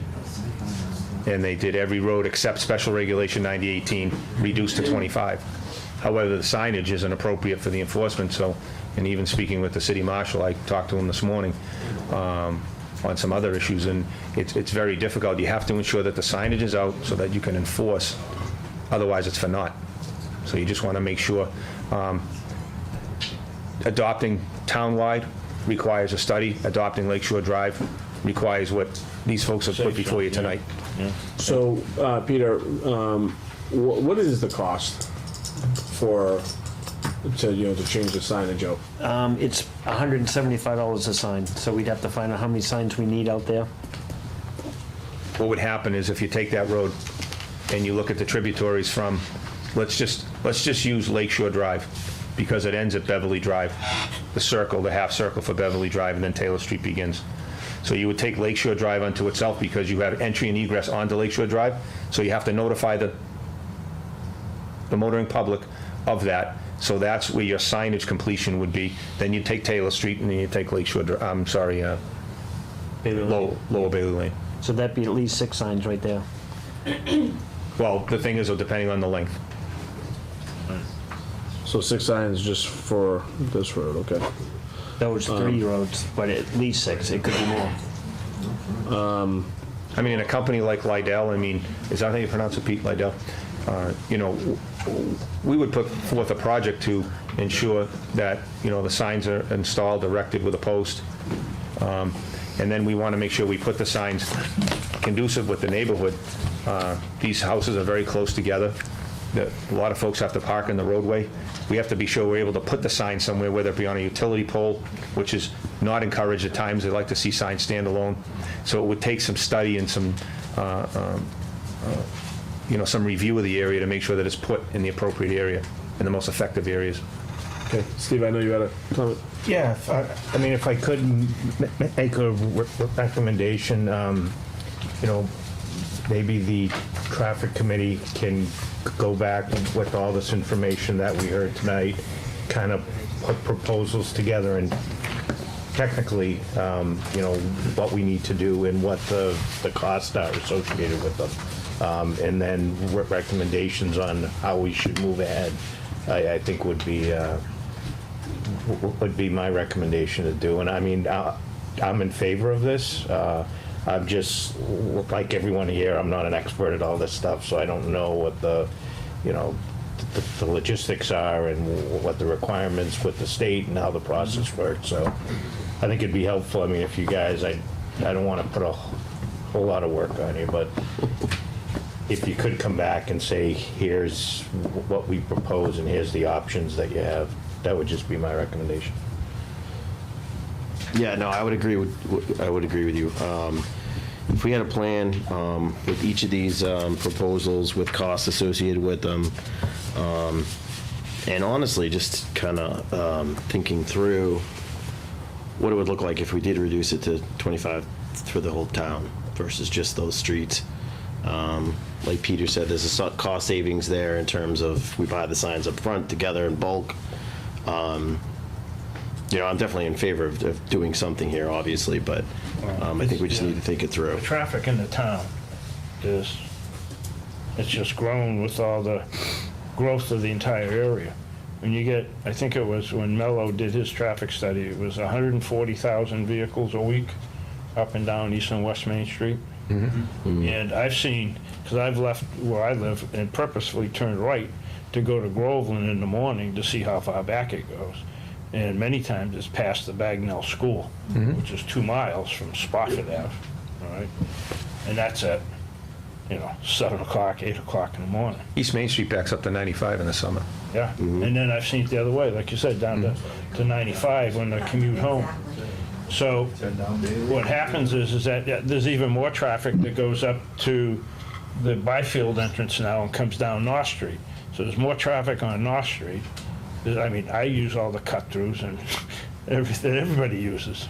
Try to. There's more traffic. There's more traffic up Moulton and down Nelson to get out to Andover Street. There's people that turn left on Prospect Street to avoid the square. I would also too. I would like. It's said in jest, but I would just strongly recommend that not have the residents engage with motorists. It's dangerous. And I think that, it's said in jest, I understand, but there've been a lot of serious incidents concerning road rage with folks. And the best medicine is to get the plate number, call us. We can deal with that individual, especially if it's a repeat customer, just so that you stay safe out there. I think today, and realizing not just as the chief of police, but as a regular motorist, I think we know how people drive today in general, the motoring public in general. it's trying times out there today with distracted driving. Cars drive smoother, you know, and people are driving faster than they realize based on the nicer vehicle that they're driving. Unlike years ago when I was a kid, you knew you were going too fast. Right. Because your car was going to fall apart. Yeah. You know, but today, I mean, the vehicles that we get to drive, and you can do 50 miles an hour in a 30-mile-an-hour zone and not even realize you're doing that. You know, especially if you're distracted. So. Well, we have broached the subject of a 25-mile-an-hour community before. Yes, we have. A couple of times. And I think that's a good idea. It's just a matter of how we go about it. And then down in those areas that have those special zones, like you're talking about, a daycare and a park and all that stuff, to see if that can be at a 20. That PowerPoint that I provided you was from the DOT. So that's why I gave it to you. A couple of paragraphs are more in depth as to what the legislative requirements are for the executive level of government. Enforcement's easy for us. It's 9017 or 9018, and the officers know that. But the nuances of the changes are in that. That's why I gave that to you, so you can take a look at it. Chief, would you have enough personnel to enforce if we went to a 25-mile-an-hour community? Do you have enough personnel? No. We have 12 full-time officers. Right. It's 2 a shift. David. Sure. I probably speak with Ryan, we'd gladly attend the traffic committee meeting to offer any assistance and insight as to what's going on, not that they don't already know. And then second, I'd be the first to write the $175 check for the first sign that goes into the neighborhood. I appreciate that. I don't think that's necessary. But how long do those signs take to produce? I put an order in for a sign, I think, more than 2 weeks ago, and I haven't received it yet. So it's just how busy they are, you know. So some they might already have on the shelf that you can just grab. Yep. But some, you know, they have to make. You know, So- the one I asked for is, you know, 3 of them had to be made. Yep. But if it was the 25, they'd already have it made, and it shouldn't take that long. But I can And with the find new it. 25, just remember that it has to say that we're either an entire community or just that area, like it says in the, there you go, right there. Mr. Derny, see. So what I was... Because the legislative change through the DOT is allowing us to do this, but you have to ensure the notification of the public is proper. Yep. So we have identified 6 signs, right, minimum? All right. By the way, so how long is the process if we decided, what are your thoughts in terms of if we went to 25, how much time would it take to maybe get down to 20? Lake Shores or the entire community? No, just to get down to 20, just for Lakeshore. 20? Yeah. I know we can't vote 20. What I'm saying is, Right. because my thought is if we change the sign to 25, you know, and we spend over $1,000, which is, you know, whatever, and then we go to 20. Now we got to take those out and now go to 20. No, we'll just put zeros over the 5. Well, I think that to better answer that question, I would reach out to the DOT. Mr. Stedman from was it District 4? Yep. I would ask District 4 because if you look in that legislation, it requires engineering and it requires traffic study. Traffic study comes through Merrimack Valley Planning. That we have to get on the docket for that as well as the potential engineering. And so, long and the short, I think it would take a while to go that route only because you need to get in line for all Well, those. I think we need to have a plan, before we just rush into it, we need to have a plan and process of what we're going to do. Well, that's why the Traffic Study Committee denied my request to lower the speed limit on West Street. I did it for the similar reasons, and quite frankly, there was a conservation issue up there too relative to the endangered Painter's turtle, I think. Landing Yeah, I apologize. You can't know everything, but I guess we have the most in this entire area on the northeastern seaboard, so residents came to me and I tried this. We got to the Traffic Study Committee and it just didn't go anywhere, and so it remains at the speed limit it is today. Okay. So listen, Mike, go ahead. We'll take this next. This is a general question. Has anybody looked at the traffic apps like Waze and Google Maps to see if Lakeshore Drive is on the Waze app? 100%. Yes, it is. And they're directing people through there? Yes. Well, Okay. I also experienced through the Searle Street initiative in getting the permit process is what happens when you get an exclusion permit. The DOT's executive office notifies Magellan, Tom, and all of those people, once that permit's approved, to tell people that they can't go on that roadway. So that's how it worked on the Searle Street truck exclusion. Well, communities have been successful in removing these cut-through streets from the apps. So that's an option. Through the permitting process, it will be done automatically as far as the app. But you can get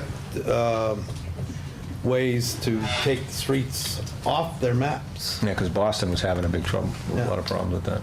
Yeah, it's a big thing in New Jersey right now, too. Sure, yeah. Just a quick question, Peter. Speed tables as opposed to speed bumps, is that, it's a gradual, are those easier for snow removal? You don't have to remove them? I remember talking to the engineer that I deal with, and speed bumps aren't a good idea for emergency vehicles, ambulances, and then I believe the town is liable for damage to any vehicle that, Speed travels. tables, though?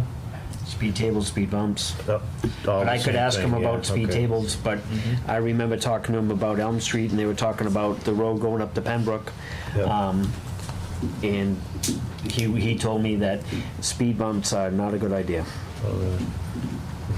But I can ask him about speed tables. On any level, yeah. Talking about these traffic apps, one way to defeat them is to report phantom traffic jams and wrecks. So if you're a member, you can say, Don't do this. there's a traffic jam. Everyone is killed. There's always something like that. So. That's a legit idea. All right, folks, we're gonna take one more comment, and then we're gonna move on. I just want to say real quick, too, I love the 25 mile an hour for the whole town idea. I just have a feeling for our neighborhood that that's not going to be a huge difference for the amount of work and money that it sounds like it would take. I still welcome looking into it and anything that can be done. The problem is, we can vote 25 here, or you can wait 3 years and wait to go to 20. Like Chief said, it took him 3 years. It takes our vote here. I mean, it's only 5 miles an hour, but it might make a difference more than waiting, a significant amount of time for 20. It's a place to start and then work on this. That was a quick little side comment, but I did want to ask, I know now we have this gorgeous culvert that Peter worked on that emergency vehicles can safely pass over, and the road has been opened. Is there ever any chance of looking into possibility of making the culvert section closed to emergency vehicles only? You mean actually blocking the roadway? Open to. I've driven, I don't know where, places where you get to a point in a road and there's a sign that says, like, basically the road's closed, emergency vehicles only. And if you closed that section of the road just where the culvert is, so that it's essentially a closed road, yet it's open for emergency vehicles. I know when the bridge was closed, well, the culvert, it's not a bridge, you should never call it a bridge if it's not a bridge. When the culvert was repaired, that when the barriers were up there, that there was a sector of population, obviously they're coming from the west, had to drive all the way through the center of Georgetown and go all the way around when they actually lived 5, 6, 7 houses from that culvert. So I think, there was always that. I would be, it would affect me, and I'd do it in 2 seconds. Oh, no, I'm just telling you based on my experience that I hear it from all sides.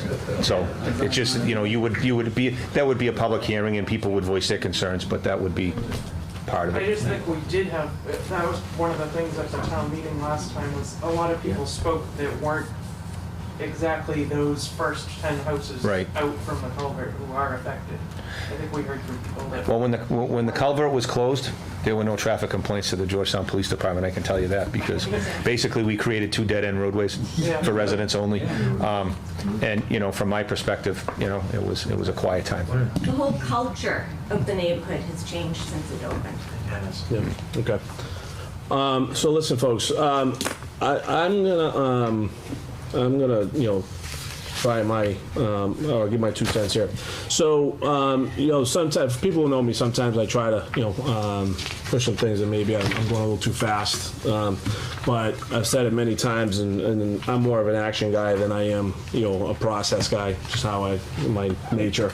So I've said many times that I don't think there's anything more important to any community, than the safety of our children, and for everybody, for that matter. It'll take one accident from a child, getting hurt or worse, killed, to really rip out the heart, of a community. One of the major reasons why I was in favor of Elm Street, and putting the sidewalk there. So, with that being said, I'd like the board to consider actually moving forward with this vote tonight. All right, we have plenty of residents here. I think we're all in agreement that, there's enough here that we can lower the speed limit. 6 signs to me is not going to make or break this town.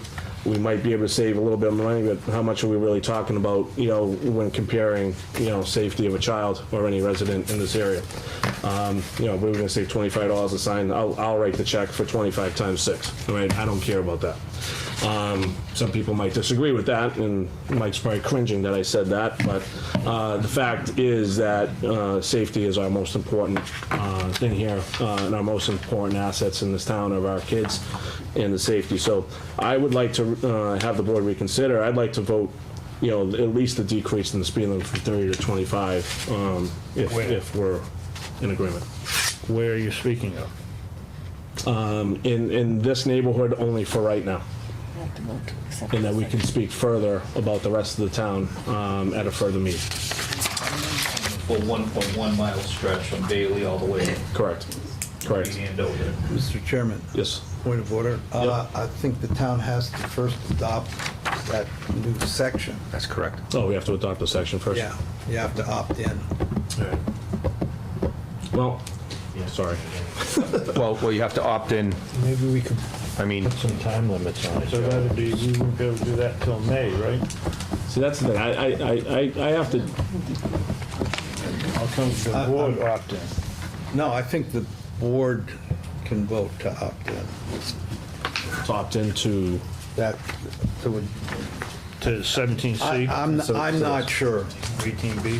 I mean, we can check it, and if the board can do it, we can do it at the next meeting.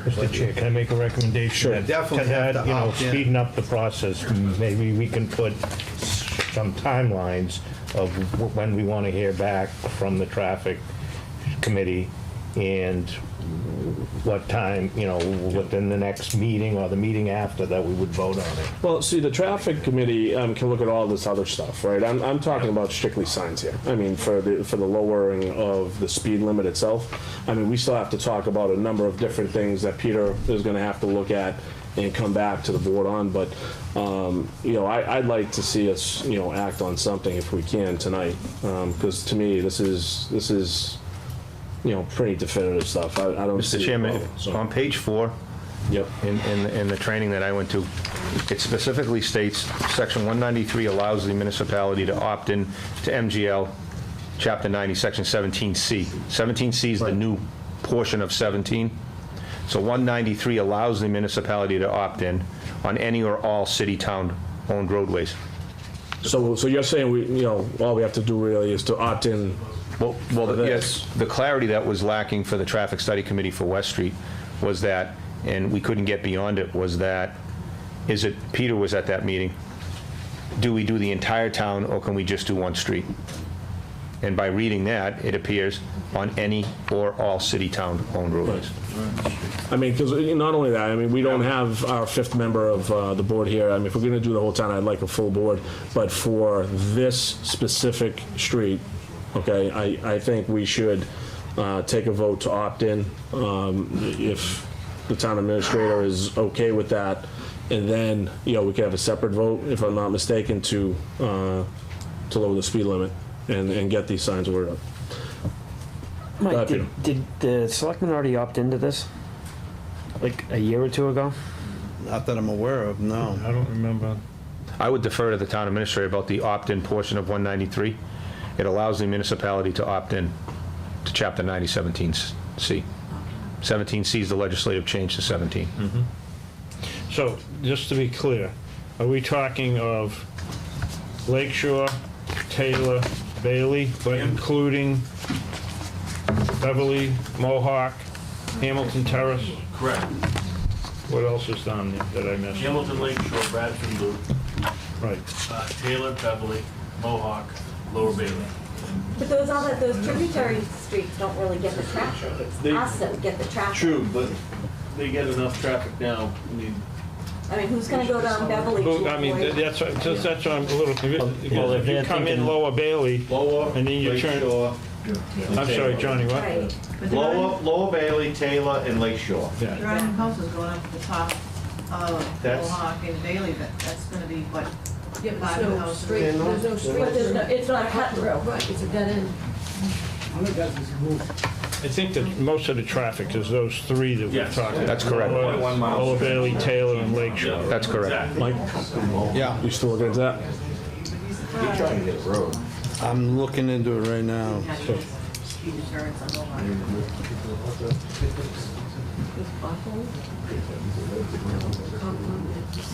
So again, as Mike looks into that, folks, maybe we can do this tonight, and then we will work with traffic in terms of some of these other recommendations, costs, that we'll have to research a little further.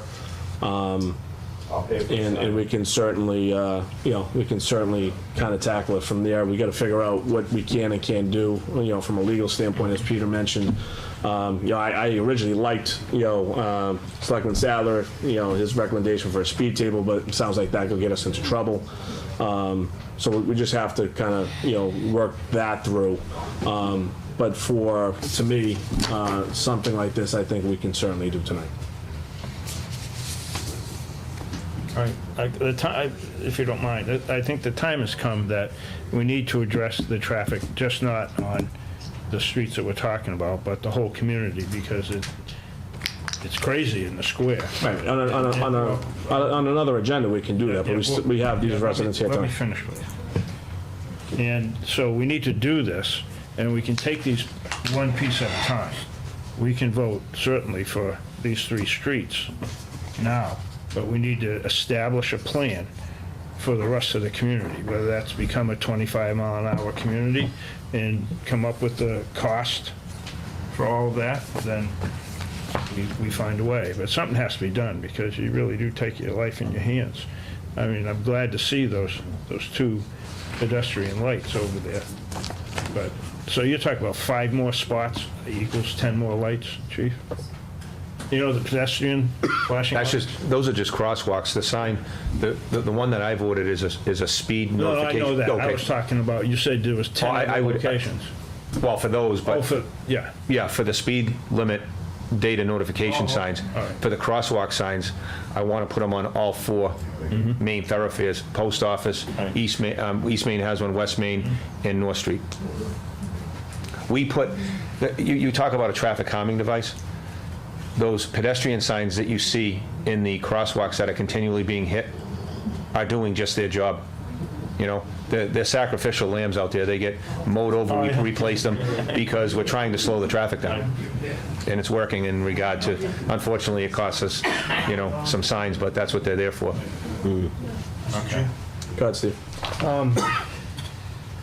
Yeah, again, I think my position on this is that if we can get this done quickly, but I don't know about tonight, and the reason why I say that is, X meeting, we could have the other 29 streets say, I want ours lowered to 25, and we're in a predicament here where the cost goes from 5 signs to whatever, and how do we justify that we won't do it for them, but we'll do it for this street here? That's why I just personally think that if we can set time limits on this and say, hey, by the end of November, we would like to have a report back that says, here's what we're going to do, and then take the vote. That would be and I think that's pretty quick in terms of government. I think by saying... That's lightning quick in government. It is pretty lightning quick in government. Those residents aren't here tonight. I'm sorry? why would it hurt if you were to opt in tonight? If you opted in 2 years ago, would it hurt if you voted to opt in tonight? I'm not saying the opt-in part, I'm saying the reducing the speed limit on only a certain street. I personally Yeah. walked the neighborhood with these guys and asked people. I didn't tell them to sign. I asked them. I Sure. said, are you in favor of lowering the speed limit? Sure. Are you in favor of protecting everyone who, every morning she walks by my house? Sure. Every morning I stand. I would love for you to come out Friday when Sure. Officer Rodden's sitting there and stand at the bus stop with me and bring your kids, because it's all fun and games, really. It's a joy to be out there when people don't stop at the stop sign, they're doing 40 miles an hour. Right, right. I don't think you comprehend how dangerous this actually is. So I completely understand. If I may, excuse me, if I may, I'd like to see people in other neighborhoods put in their legwork as we did to make this happen, all anticipating change with the worry that we felt and the amount of time that we've owned our property. Agreed. Especially if the concern is just. Well, I mean, the time is here now. This, Trying to think of a motion. Chief, that was 17C, right? Yes, sir. That we would opt into. My concern is the community and the kids. So we can opt into it, and then we can. Well, I think the town administrator's concern is that the opt-in is at this board's legislative authority. And, I mean, I looked at the bill, and they call it the Municipal Modernization Bill for one reason. It's to modernize the archaic way we've set our speed limits and the way we govern relative to traffic and a number of other municipal operations. That's what this bill was all about. And because when I gave you the first handout, the change of speed limit was an act of Congress, literally. You had to do an engineering study, you had to have the population, you had to have the volume, you had to have the engineering design, and then only after that, they would either vote yay or nay. But they would, not us, as a community. This came from MassGov DOT, right? Yeah. That's correct. That's from District 4. When this legislation came out in 2016, we were all attached to say, this is what your governance is now relative to speed limit change.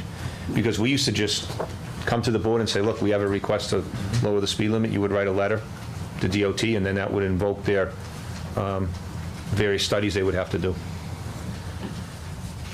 So I would think that we could have a motion. Well, I'll just stretch on. Mike, can we condition a motion? Yeah, I'd say go ahead and opt in, but it's telling you what you have to do once you opt in, but it's not telling you how to opt in. I'm not finding it right now. It says we have to notify DOT. Yeah, it just says you have to notify it, but it doesn't say what the process of opting in is. Is it a selectman vote or is it a town meeting vote? Well, we'll find out quick. Yeah, and so you can opt in tonight and it may not be valid. It definitely isn't valid until you notify DOT that you've opted in. Yep. All right, so for all the residents here, my suggestion is, if it's okay, that we make the motion on the condition that we do find out the answer, to that question, right? And, if it's okay, if you would make, David your point person, I can reach out to David and confirm and I'll confirm. I just found online, it looks like the Traffic Study Committee on Tuesday, November 28, 2017 discussed this topic. Talk about Section 193, Chapter 218 of Acts 2016, lowering speed limit. So if you're able to pull up notes from that traffic study meeting, I think we can get the resolution. No, I was at that committee meeting, and that was the stalemate with regard to the 193 adoption as well as West Street. That was the West Street meeting. Okay. Now, on page 2, Section 193, Chapter 90 of the Mass General Laws is hereby amended by inserting after Section 17B the following section, 17C.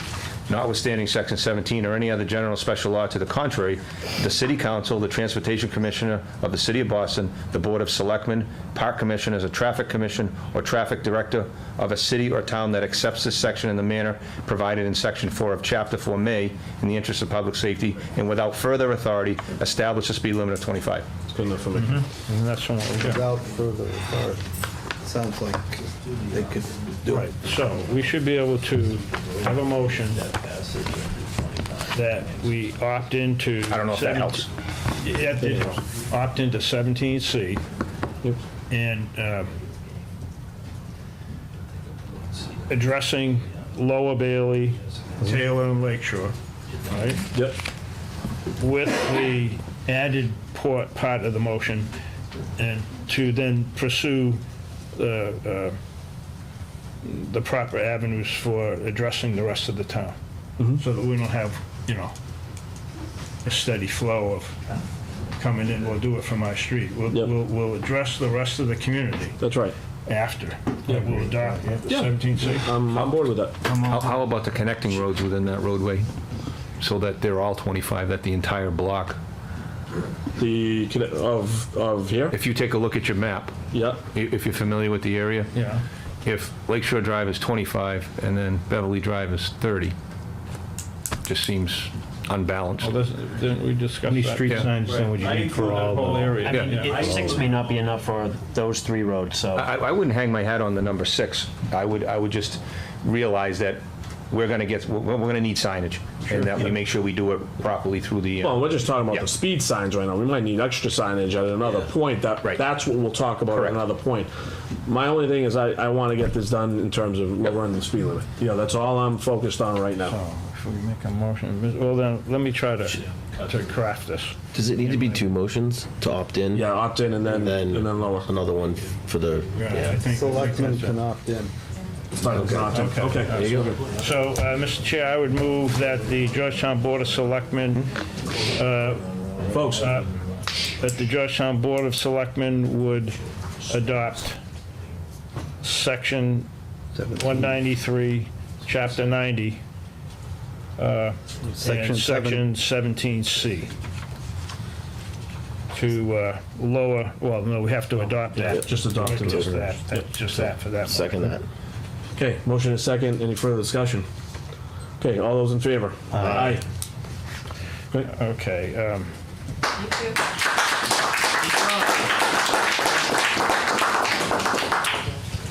And then we need a motion to act immediately on. Yep. If I miss a street, let me know, okay? I move that we take immediate action on this, Section 193, Chapter 90, Section 17C that the Board of Selectmen just adopted or opted into, and that we move in a timely manner for Lower Bailey Lane, Taylor, and Lakeshore Drive. Beverly Drive, Hamilton Terrace, Mohawk Circle, and Bradford Loop. Mohawk's a private road. Mohawk's a private road. Yep. And Well, strike Mohawk then. Are you gonna add in there about, and continue to evaluate the other streets? Yes. And then, period. And then to ask the traffic committee to work on adopting 17C for the rest of the community. Second. Okay, we have a motion and a second. Any further discussion from the board? Okay, if not, all those in favor? Aye. Aye. You can help Kevin Fair with those 2 signs, Peter? We all set, Now, Mr. Chairman? I might say, this is just step 1. Folks. This is just step 1, and I would ask you all to consider, because we do need additional police officers in this community to be able to enforce these regulations and rules that we adopt. You tell us when we need to be here. Thank you, guys. Everybody all right? Thank you, everyone. Thank you. Thank you, guys. Thank you very much for your time. Appreciate it. Thanks for your work. Yeah. We'll be coming back. Thank you. Good job, Mac. Give us plenty of warning.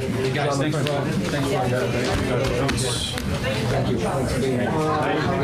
Let's go. Thank you. My husband signed it, All right. which helps my friend as well. So that's, who else is here? Agenda item 2.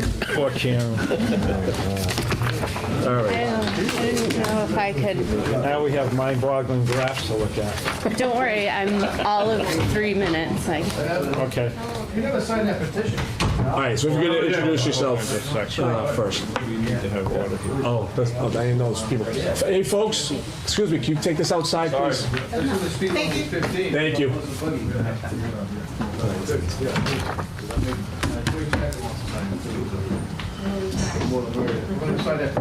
Yep.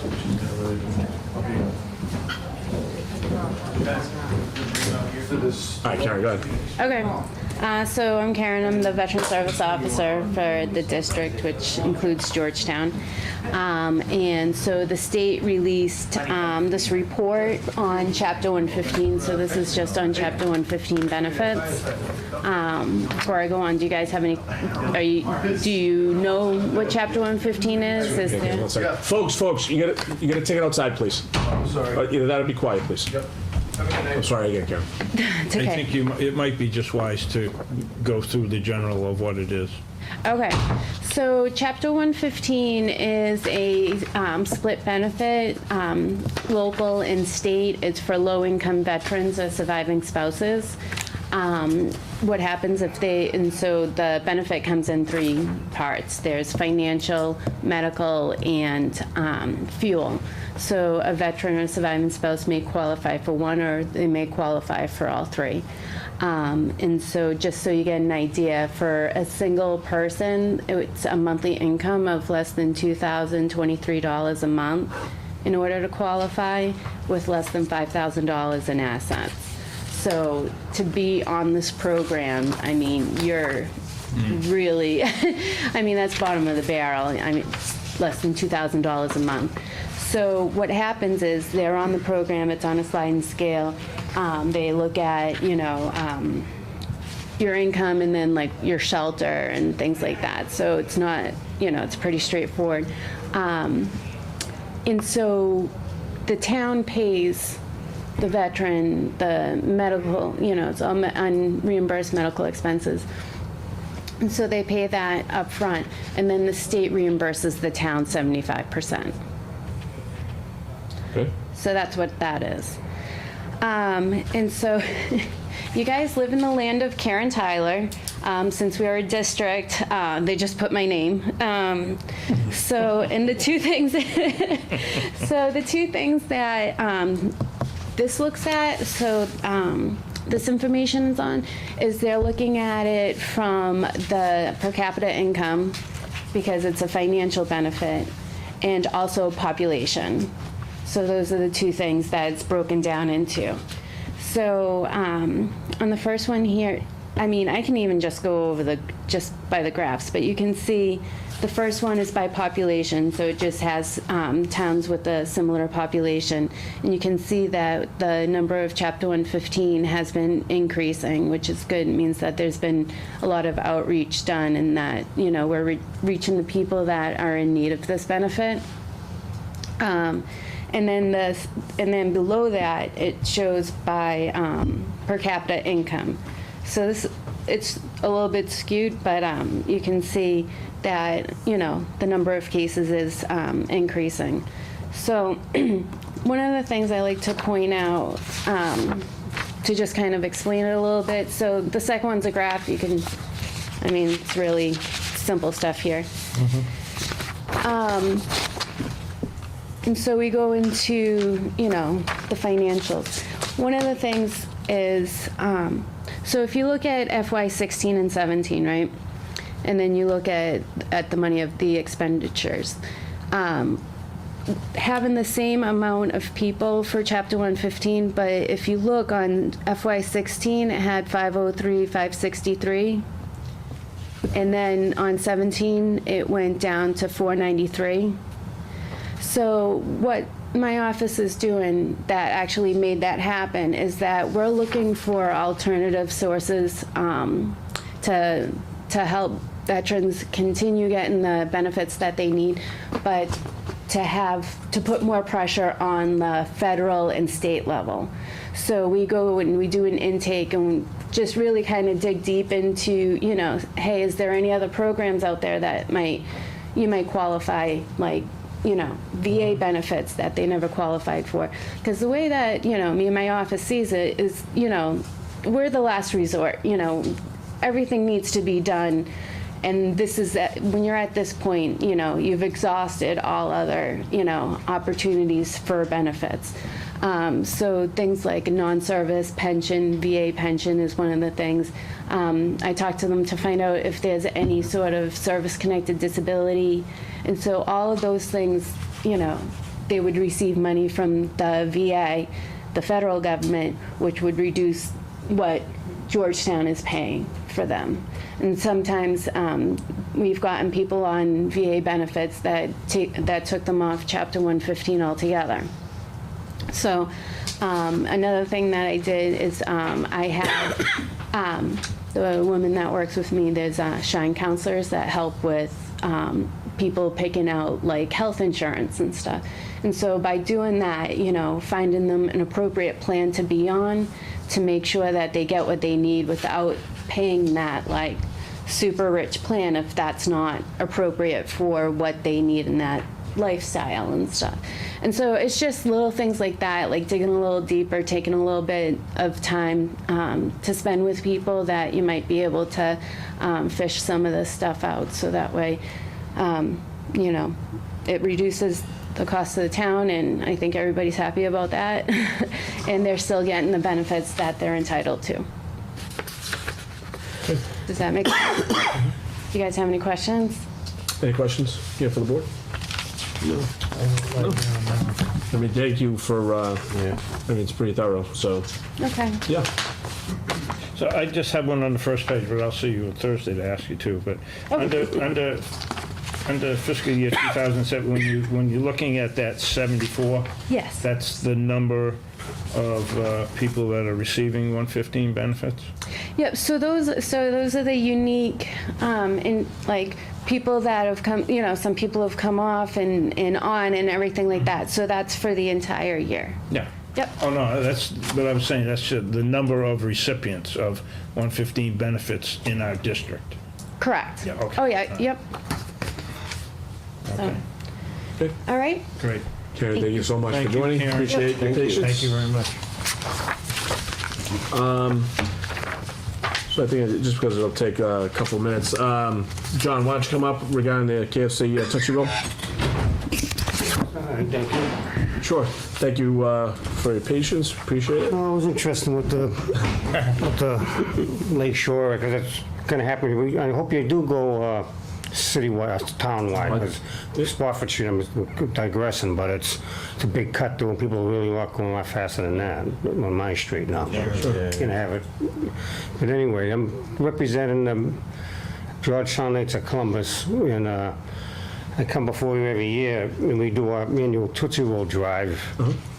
And so I was trying to schedule it for October 27th. That's a Saturday from probably like 8 to 11 o'clock in the morning. Okay. And it benefits handicapped children. That's what the proceeds, all donations, and for eyeglasses, wheelchairs, building ramps, giving any assistance to kids that need it from 21 years down. And so that's why I'm coming before you again. And you know, there's not too many of us that do it. There won't be any. I'll be out there with just hopefully some volunteers from my organization. And you go to the center of town, John? We use the square, but I'm not sure how many people I have this year. So we just made use to right in front of Town Hall here this year. I mean, I'm going to apply for the square, but I have cones out there and I have signage and we have bibs on, and we're, I'm safe. So we're not in the middle of the square. No, I don't go there. I just try to solicit as the stop line. I mean, the lights turn, green or red. Okay. And we may, depends how many people I get. I just may use in front of town hall here, which is pretty safe as it is, you know, we get the traffic from that portion. Okay. I already talked, I know the police chief left, I already got permission from them, but they wanted me to, you know, come to you, so All right. that's what I'm doing. All right. Any questions for the board on this? No, I just thank you for doing it. That's Yeah, great. I tried Appreciate to doing it for 15, 20 years Yeah. now, actually, but, All right. yeah. All right. If there are no questions, motion. Mr. Chair, I move that the Georgetown Board of Selectmen approve the application for a Tootsie Roll fundraiser by the Knights of Columbus, scheduled for Saturday, 27 October 2018, from the hours of 8 to 11 a.m. Okay. Second. We have a motion and a second. Any further discussion? All those in favor? Aye. Okay, thank you very much. Thank you. Thank you. Appreciate it. You did a good job with the previous hearing, I mean, group. Thank you. Thank you. Nick, why don't you come on up? Thanks for having me. Yeah. Appreciate it. Before we start, can I get a motion to lower the speed limit on Pillsbury Lane while we're at it? Here we go. How's it going, guys? How you doing, Nick? Good. Thanks for joining me. Yeah, no problem. So, I think two of the reasons why I'm in here tonight is to talk about water quality and maybe an update of the merger. Yeah, so, you know, we have the issue that was communicated, you know, to the public, right? We just thought it was a nice forum. Absolutely. Just to update, you know, the general public, right? And that's, you know, and that's it, because, you know, some people still had a lot of questions. Oh, yeah. And of course, I sent it out through social media. Yeah, it's a You don't see complicated anybody- issue, so you don't see anybody here, but, for whoever is watching, a nice update, you know, I'm sure would go, you know, over pretty well, you know, with folks, because it did, I know it scared some people. Yeah, sure. So, if you can start with that. And then Yep, we'll and then talk if about anything else pops up, you know, as we're talking, feel free to, you know, let me know what's going on. So I took some notes just to make sure I kind of hit on this topic completely, which I'm sure I'll probably miss certain aspects of it, but this should cover, you know, the issue somewhat thoroughly. So I believe the water quality memo you talk about is the TTHM memo, which stands for total trihalomethanes.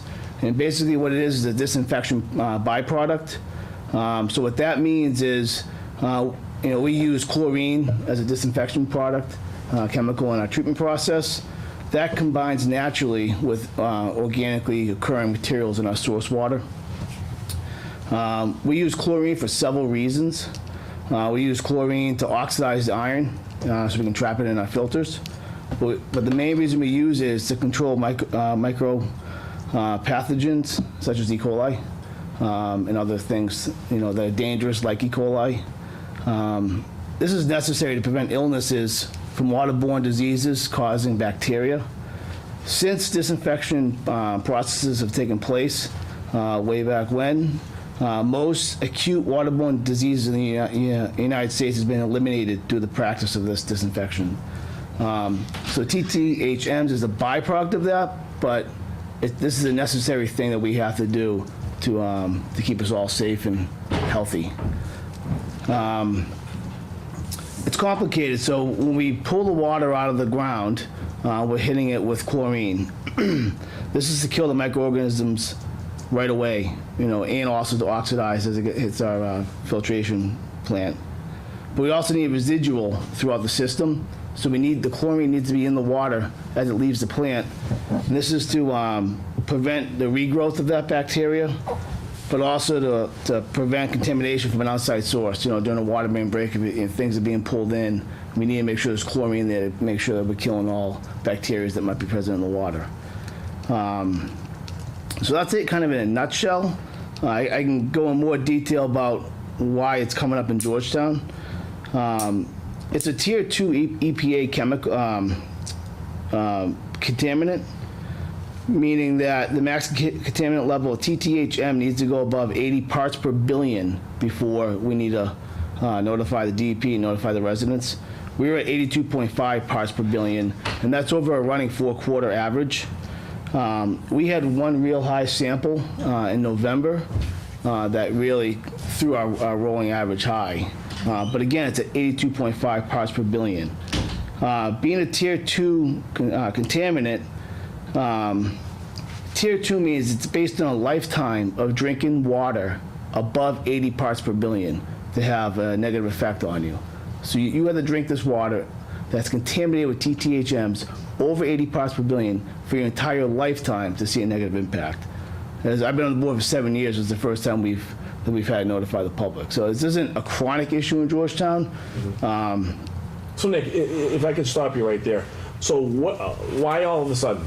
You know, what happened here that Sure. brought this, so high? So as you guys are aware, we struggled all summer with Marshall's Well, which we have 3 older wells. Marshall's Well was our biggest producer, and the well's just dropping off. We can't get any production out of it, which causes us to use a different well more, the Duffy's Landing well. That well has more iron, so it requires more chlorine, but also has more of that organic compound that mixes with the chlorine to produce TTHMs. And that problem's not going away until that well's replaced. Right now, we're cleaning that well every 6 weeks. It's expensive just to keep that well going as long as we can. Sure. We're also looking at other alternatives. We're trying to do an interconnection. We had one with Raleigh for, maybe 3 weeks in the summer. Raleigh's really expensive, probably 4 times our rates, 2 to 4 times. So we're trying to look at Groveland. Groveland they don't have a filtration plant there, so it'd be a lower quality water with regards to iron maybe coming into the system, but it'd be at a much reduced cost. We would lose money if we took Raleigh water all year. Yeah. Are those 2 options they're not in lieu of drilling a new well? We're in the process of drilling a new well. It takes a year with Mass DEP requirements. And there's nothing we can do to speed that up. We've had conversations with them. They understand the situation the town is in, but they're slammed. They have, their own, they have other communities just like us that are looking for permits. So that's already in the process? Already in the process, yeah. How did you choose, this is more for informational purposes, I'm very uneducated about this. How do you choose the site, I guess, in... We have to be within 50 feet of that existing well to be considered a replacement well. To drill a new well is that's a whole new process. It's probably 2 to 3 years to get a whole new well online. Plus you need water. Yeah. So there's been pilot studies done all throughout town, and there isn't a lot of water other than where we are already. But our hopes are we re-drill Marshall's well, and that was a monster well back in the 60s and 70s. So that's our hope. But we'll know more once we do pilot testing of that area. Okay.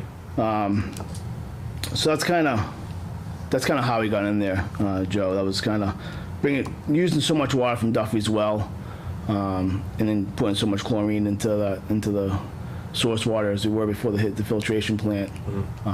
Caused TTHMs to jump. So has there been a recent test? Yep. Yeah, right before that memo went out. No, I mean since that memo, so nothing yet. Then. Okay. Yeah. It's done quarterly, so we're due relatively soon. Okay. The other thing that hold on 1 second, Nick. Nick, I have a question for you. So each of the wells gets their disinfectant, and then the wells meet someplace. Now, my understanding is where they meet, that's where the test takes place? There's sample locations, several spots. But yes, that's one of them. Yeah. I mean, does each individual well get tested, or is it when they all converge and create one water source that goes through the plant? Yeah, I don't know exactly, Doug. I mean, we have a whole sampling plan for lead and bacteria and. Okay. I didn't know whether you do that or not. So. I can find out for you. I'm going to be talking with Bruce tomorrow on another matter. Sure, he would know where the sample comes from. Private matter? But, yep. Okay, so I'll ask him. So another thing that helped increase the TTHMs was elevated water temperature. So in the summer months anyway, you're more susceptible to it. I think that's it on that. Even though it's a tier 2 contaminant, we do take it obviously seriously, as does the Mass DEP. There's things that residents can do if they're overly concerned with TTHMs. Obviously, you can use a water filter, but before you use a water filter, you should do a little research. There's only certain ones that take out TTHMs. I believe it needs to have a carbon filter, but whatever filter company you're buying from should know the answers to that. If you're gonna buy bottled water, make sure you're buying bottled water that's bottled in Massachusetts. Otherwise, it's only EPA guidelines, not Mass DEP guidelines, which are a lot more stringent. TTHMs like to be in the vapor form. So if you're showering, run your ventilation fans, open windows. Same if you're boiling water. And this isn't something that needs to be done, but if you're concerned about TTHMs, these are things you could do to lessen your exposure to them. So you said open windows, fan, put on fans. Yeah, right on the Mass DEP website, there's a whole link dedicated to TTHMs. Okay. That's good to know. All right. Nick, what is your? It sounds like your expectation, based on the fact that kind of we're out of that summer issue, is that this issue, the next time you test it, your expectation is we will fall back under that 80. We should fall back under. I know that's the expectation, but I want a full, realistic expectation. I mean, that's the goal we're giving staff, is to get it back under 80.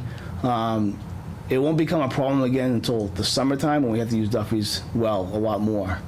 In which case, that's why we're looking at Groveland and Raleigh and Byfield and other towns and other sources of water to try to make sure we don't go above 80 again. Now, is 80, so that's the number, right, that we don't want to cross, but how safe is even 79, 78, 80, I mean, should we comfortably be at 70, or is 80 like just the max we should be? I mean, 80 is the max contaminant level that we have to, once we cross that, we have to report on it. Right. I mean, where should we be? 79.9. Because my thought on it is that if that's the max we should be, I mean, to be comfortable and, really, go to sleep. Yeah, I mean, to answer your question, I mean, there's several quarters a year. We're like 30, 25, 40 in that range. We're well below that 80 number. Okay. It's when we have peak demand and we're trying to hit all the irrigation users. We need all this water that we got to stop pumping Duffy's and adding chlorine, and the temperatures of the water is higher. Mm-hmm. That's when we start seeing issues. So, as you know, I'll bring it up again, because I want to make sure. So we have this issue now, but as you know, we're approving some host agreements for businesses, I'll say, that are going to use a fair amount of water.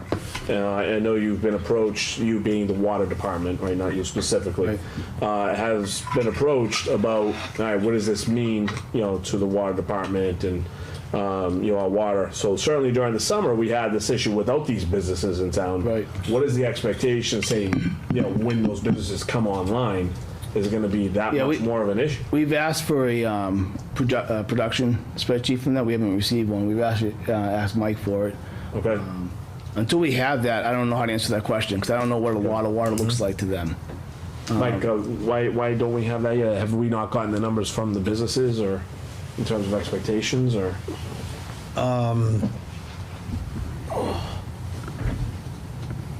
No, we haven't asked them during the process. All right. Well, say like Healthy Farms. Well, when Doug and I talk to them, we just tell them to go and contact the water department and let them know what type of water demands they're going to have. Right. And I have asked that when we met, I came to one of the meetings and just asked maybe you guys should just keep an eye on their water use. And they haven't approached us to tell us how much they're going to use. I was going to say, if we can... Well, we only have one operating, so... Yeah. Well, Healthy Farms doesn't use a lot of... They're not a huge water user, because they recycle a lot of the water. But we're talking about bottling water and bottling anything that could change the demand. I don't think it'll be a problem in future years, but next summer, we're going to be hurting. Until that new well is drilled and operational, next summer is going to be tough to take on any significant water usage. Unless we know about it now, we can start planning for it and maybe get stronger interconnection ties. So we don't have any expectation of them being in business next summer, right? I mean, maybe the earliest would be the second quarter. Yeah, they have expectations. Yeah. When is that new well going to be drilled? Would it be I completed? think October is a projection. So, yeah, after the summer. 2019 or 2020? No, 2019, Yeah. the earliest. Be able to get a license that quickly from the state? Like I said, Mike said, there's expectations and then there's reality. Yeah. Okay, but even, all right. Remember that? Yeah, we don't want to see business building hasn't leave built. Georgetown because they can't get water. So this is more one coming in. Right. Right. We don't want to lose that opportunity. So if we know what the demands are, Yeah. we'll do whatever we can to try to meet those demands. Okay. Especially if it's just a short-term window that we need to cover. Yeah. You know, if we're going to have the capacity next summer, the short-term gaps are easy to bridge. So guys, why don't we see if we can try to figure out this number and I'll talk to them yeah, and just ask them all to and report them give back. us So a water usage, Yeah. schedule. because I think the expectation, say to start the year, so we can start planning if they're going to be in business is going to be important. We can't go into it, on July 1st, and then all of a sudden we get that number. So okay. Yeah, so that's it on TTHMs, unless you guys have other questions on that. Anybody else have any questions on that? No? No? Okay. Thank you for Yeah. filling us in on that. So what about any progress on the other front? So the merger. So we had a joint meeting, I forget when it was, probably August, I would guess. I think we invited you guys there. To just kind of discuss the process and what we wanted to do moving forward.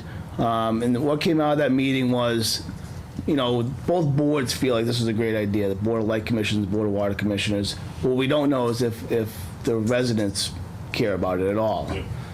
So before we put a lot of effort and time into this and money, we wanted to do a quick little survey just to find out if there was any interest in the town.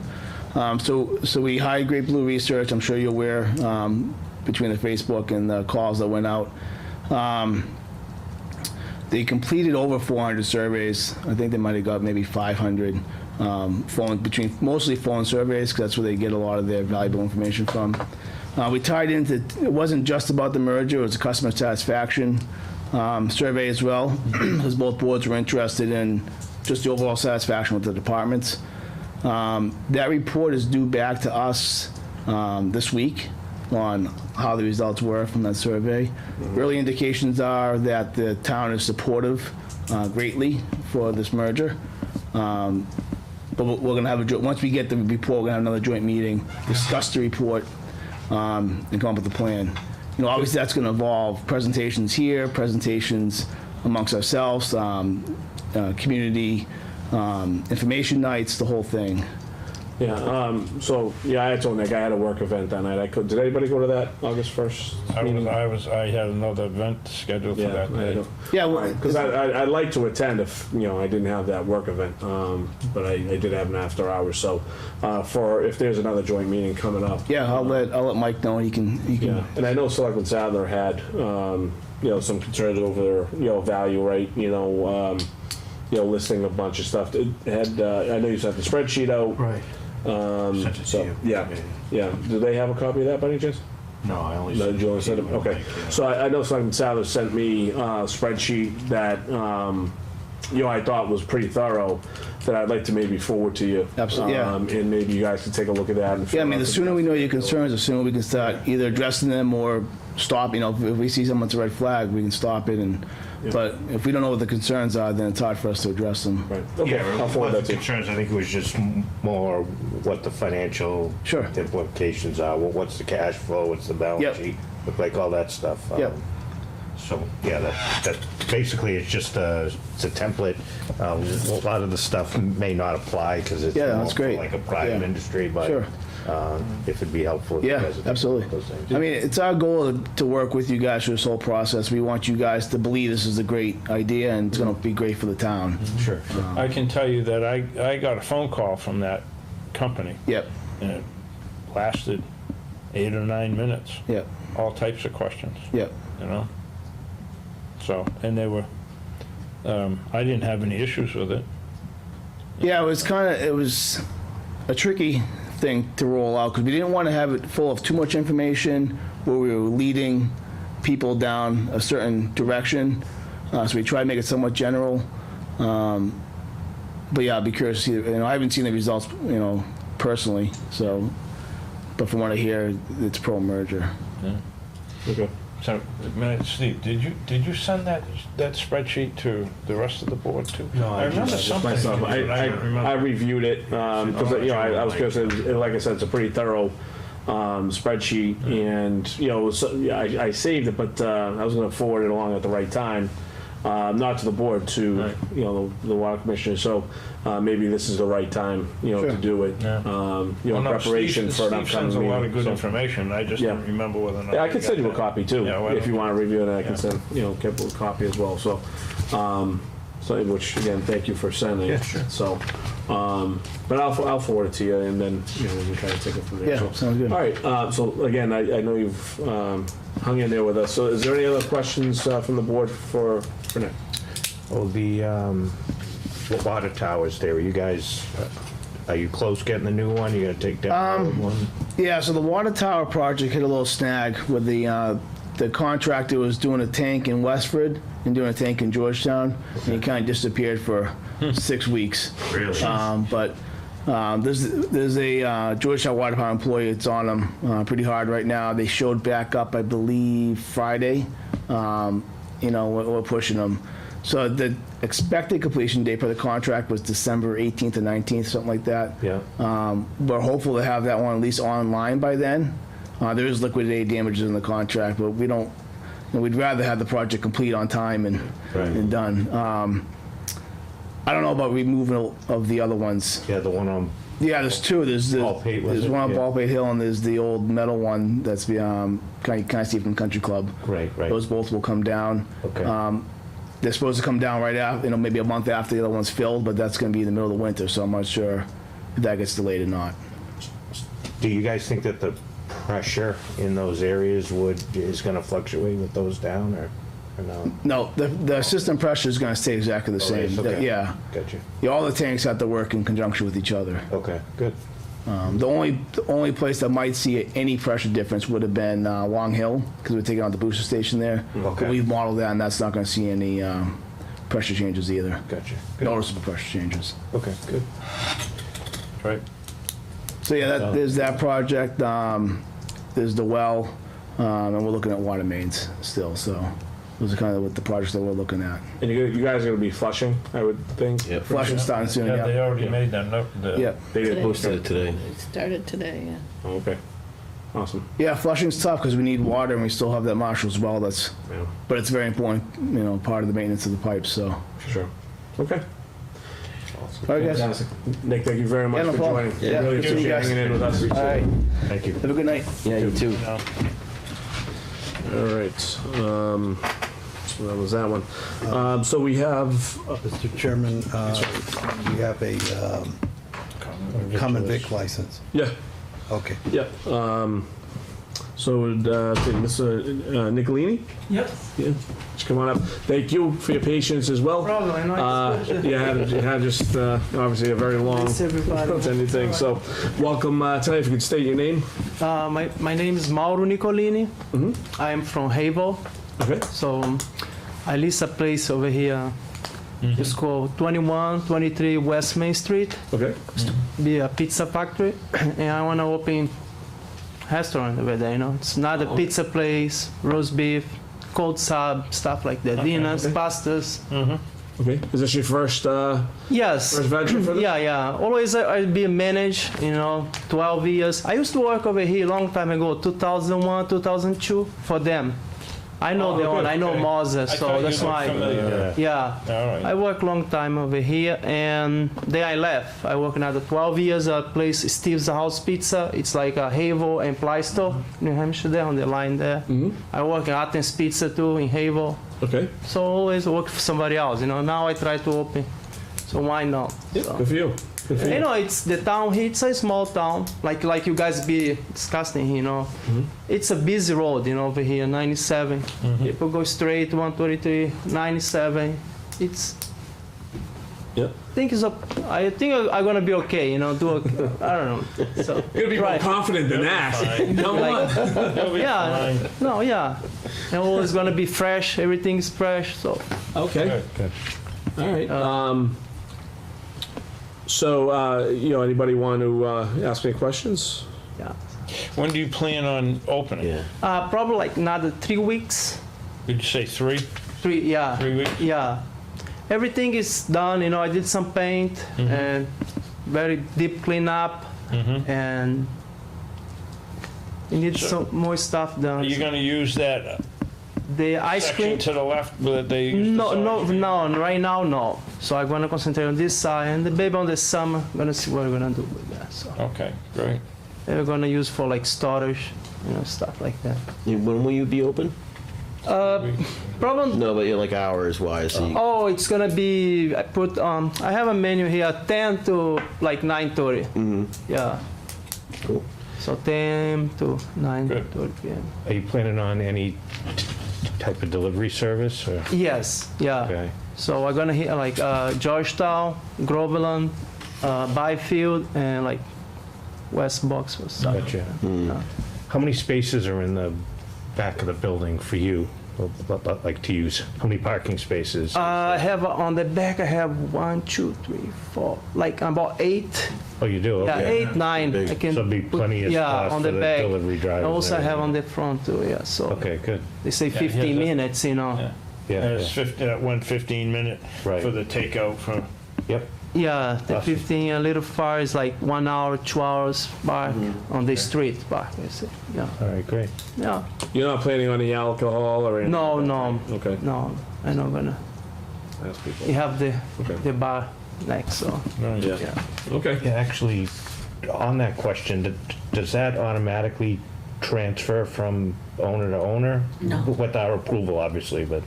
They could do a transfer, but it wouldn't, they'd have to go through the ABC, through this board and then through the Okay, ABC. so that goes back to, in the It pool goes that's back, available? yeah, it just It does, goes back okay. to the town. Gotcha. Okay. Great. All right. And are you going to be Monday, every day? Yeah, Monday to 7 days. Yeah. 7 days? Okay. Yeah. All right. Great. Okay. Any other further questions from the board? Just on the sheet, there's no signature for the fire chief. He Does that did need to sign be? that today. Oh, okay. There you go. Yeah. All your insurances are in place? Yep, everything's Okay. fine. Do we need that on file? I don't know if we do. Do we need insurance? We don't need it, right? Okay, I didn't think so. Okay. All right. Just one other quick question, if you don't mind. It says transfer license, not new business, but it is a new business, isn't it? Well, there's already a restaurant there, so I think it's a transfer of a common victualler license. Okay. It could, because it's not a new business, it could be depending on, a lot of times a new business is like a new building, new business, new location. Okay. We did a transfer because there's already a restaurant there, so. It's we already trans- set up for a pizza Yeah, place anyhow. Yeah. but he did have to get all the we did require all the sign-offs as a new business, with the building, the Board of Health and. Okay. and everything. All right. Else, fire Okay, chief. well, motion? Mr. Chairman, I move that we approve the common victualer's license for Nicolini House of Pizza, 21 West Main Street. To expire when, Janet? December 30th, 31st Yeah, of this year? yes. And then we renew it? Yeah, and I Yeah. explained to All them. right, to expire December 31st, 2018. Second. Okay, motion and a second. Any further discussion on the board? Okay, if not, all those in favor? Aye. Best of luck to you. Yeah, Good luck. Good luck. And I'm really looking for a good pizza. All right. He likes the I'm thin gonna, as crust. soon as I open, I'm I gonna like send you guys a real stuff. thin no? crust. Joe signs So, all that. set. You sign the other page. Yeah, I'll send All it set. out to you once the buildings, everybody's done their approvals and we'll send it out. All right, thank you. All right, Thanks, thank you have a very good much, night. guys. Yeah, Have a thank good you. night. Thank you. All right, I have a, I'm just gonna. I you have got a the stuff- menu? Oh, There you it's go. a little draft, Good. The menu is gonna be done very soon. So. All right, guys, Good luck. thank you very much, all right? Yeah, sure. Have a great Thank you. night. Bye-bye. All right, Joe, for the sake of time, I'm gonna skip over the Parks and Rec discussion on the directive. Jane, if we can put that on our next agenda, please, as follow-up. I do have some information that I've talked about with town council that I'll report, but, we're getting a little on in time. So we're gonna skip over that. If we can get to the approval of minutes, we'll start with general session minutes up the top. Yes. September 17th. Mr. Chair, I move that we approve the minutes of the Board of Selectmen's meeting from September 17, 2018, as presented. Okay, motion a second. Anybody have any discussion on that? Yeah, just the roll call vote. It has me as yes, but I wasn't there. So we just have to remove me. Oh, yeah. I don't know. Are you actually on the front page too? Does it say that you're... Wait a minute, we should have had a roll call vote on. We're not doing, this is not the general Executive session. Am I in the wrong one? Wait a minute. Yeah, but it's in there though. Are we Well, doing we exec? started because it was. No, this was, Executive, and then you chose to do it. No, because this is the, This is the general meeting. because what we wanted to do, what Tim wanted to do there, I want these. No, this is, Well, they this wanna was release the open these. session. I know. but what Tim wanted to do is do it by roll call, Michael, on that, which is why it was Tim had us do it that way, to open the meeting. But with that being said, it was the general session that we opened up that way, that Tim wanted us to open up that way. But Kip, you're saying you weren't at I that wasn't meeting? at the 7th. I wasn't not here. At All the right, so we just got to take that off. Yep. Yeah, I have them noted up above it. Yeah, I was gonna say, because voting in the affirmative, you had 4, but you just went out that way.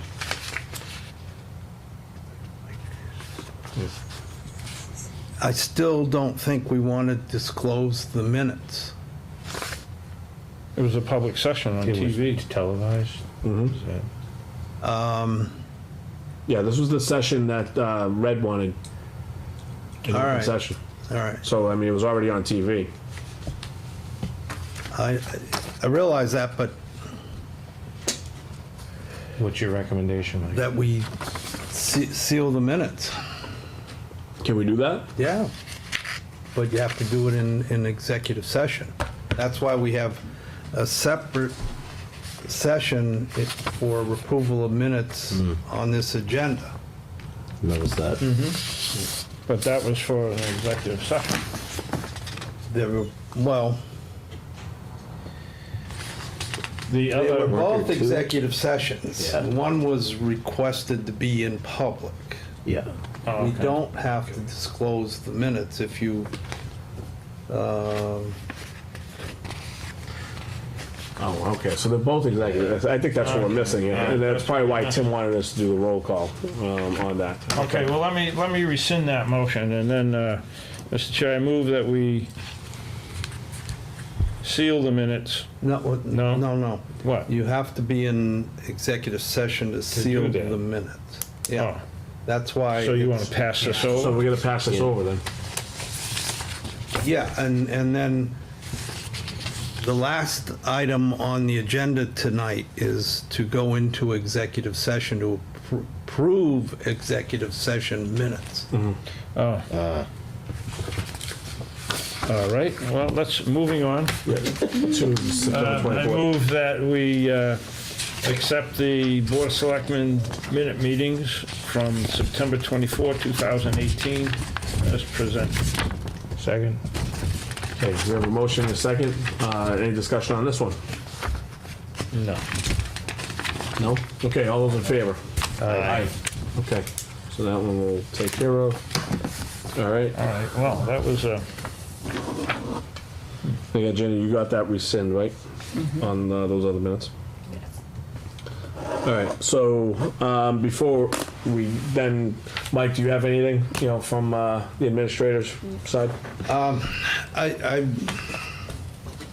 Yes. Okay. I had a request that was sent to us regarding the opiate litigation that we joined. And I think I've worked it out with legal counsel, but they asked us to provide them with an ungodly amount of information within a very short period of time. They wanted information going back to 1996, and they want some really specific information going back to 2008. I mean, they want all the town budgets. They want to know all the police officers that were involved in any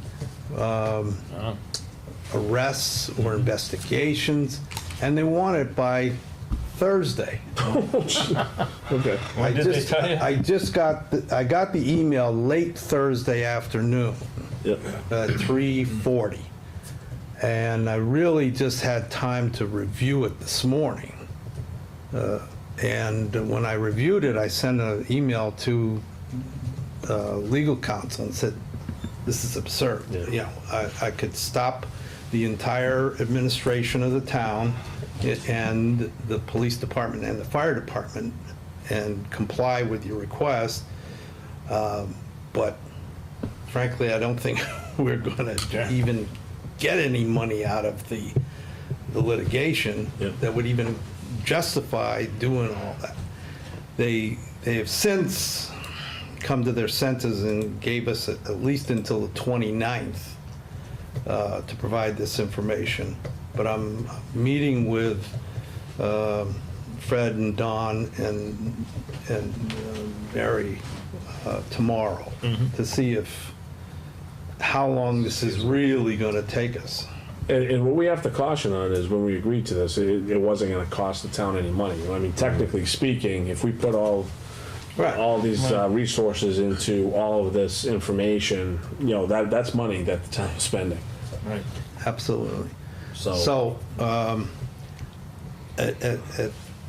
originally, before I just got the email at like 6:55 before I came up to the meeting that gave us the extension. Because I was going to ask the board for us to drop out of it. But I'll give you an update on the 29th. Okay. And I still might be asking to drop out of the litigation. Okay. Just FYI. All right, is that it? Yeah. Actually, no. What about the haunted house? Oh, my thunder. They're gonna do trick or treat there? Is that No, there will be no trick or treating. Enter at your own risk. I spoke to the contract. Actually, National Grid just shut off the gas main today. Oh, okay. Finally. And I talked to the contractor. He's going to be putting up red fencing around the house and get the dumpsters there this week. And if he doesn't start sometime this week, he will be starting Monday. Awesome. Good news. Is the fire department gonna be I'm bringing popcorn. hose down the building? Do they Fire usually do that? department will keep the have dust a detail there. Okay. I don't know exactly what they'll be doing.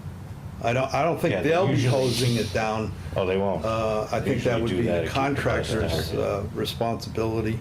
But Gotcha. they'll be there to make sure public safety is protected. Yep. Whatever that entails. Okay. And the fire department may go in this week and They'll probably Play. be poking holes in it this week before it actually comes down. yeah, they want to do some training. Okay. All right. Great news. All right. All right. And Mike, that's it, right, for you? Nothing more? Yes. All right. So we have to go into executive session for this? We have to adjourn the meeting. Yeah, so that's why I wanted to ask. But, all right, so before we adjourn the meeting first, anybody have anything else to add as we're in this session?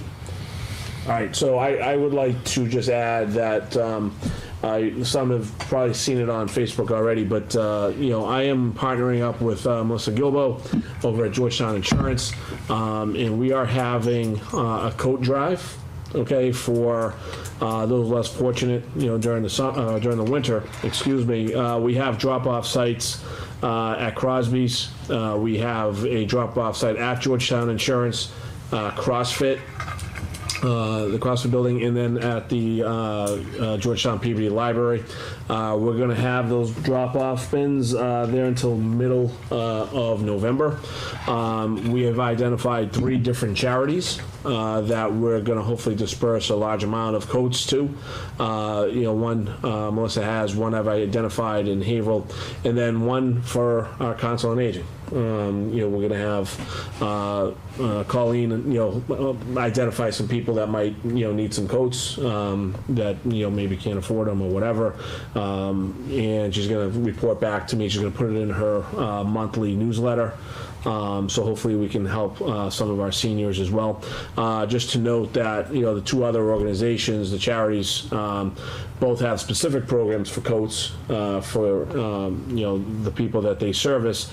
But it's also a North Shore kind of thing. It's not just for Georgetown, Haverhill, whatever. The organization that I spoke with goes from Haverhill all the way up to Amesbury.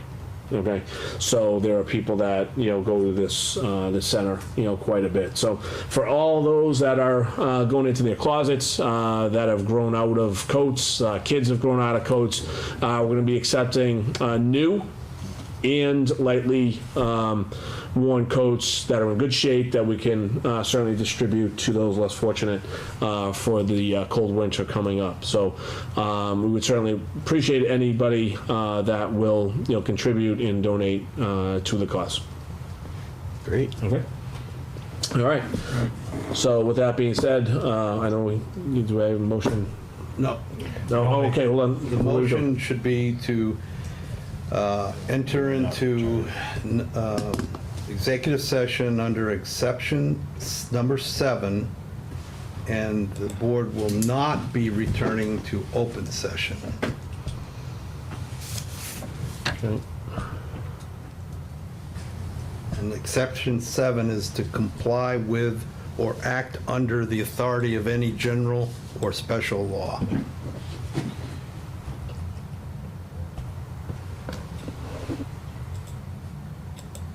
Got that done? So somebody, Almost. so In moved. general or what? Or special law. Special law. So, all right. Mr. Chair, I move that the Board of Selectmen go into executive session under exception 7 to comply with an act under the authority of any general or special law. Second. Nope. And we're not returning back. And not returning to regular session. Thank you. I really wanted to stay. And that's a roll call vote. All right, and that was the same. All right, roll call vote, Saturday. Journey, aye. Sadler, aye. Concrete, aye. Dawes, aye. Okay. All right, now we're just going to approve the minutes, and Now we're going to Turn adjourn. off the TV. Right? So we adjourn the meeting. Do we have to No, adjourn the we're meeting? never good at this Yes, executive it's all right. session stuff. I know. It's supposed to be way off. No, we just need to. Tell her. Thank you. Okay. We're out Always the air. throws me off. Well, you never know.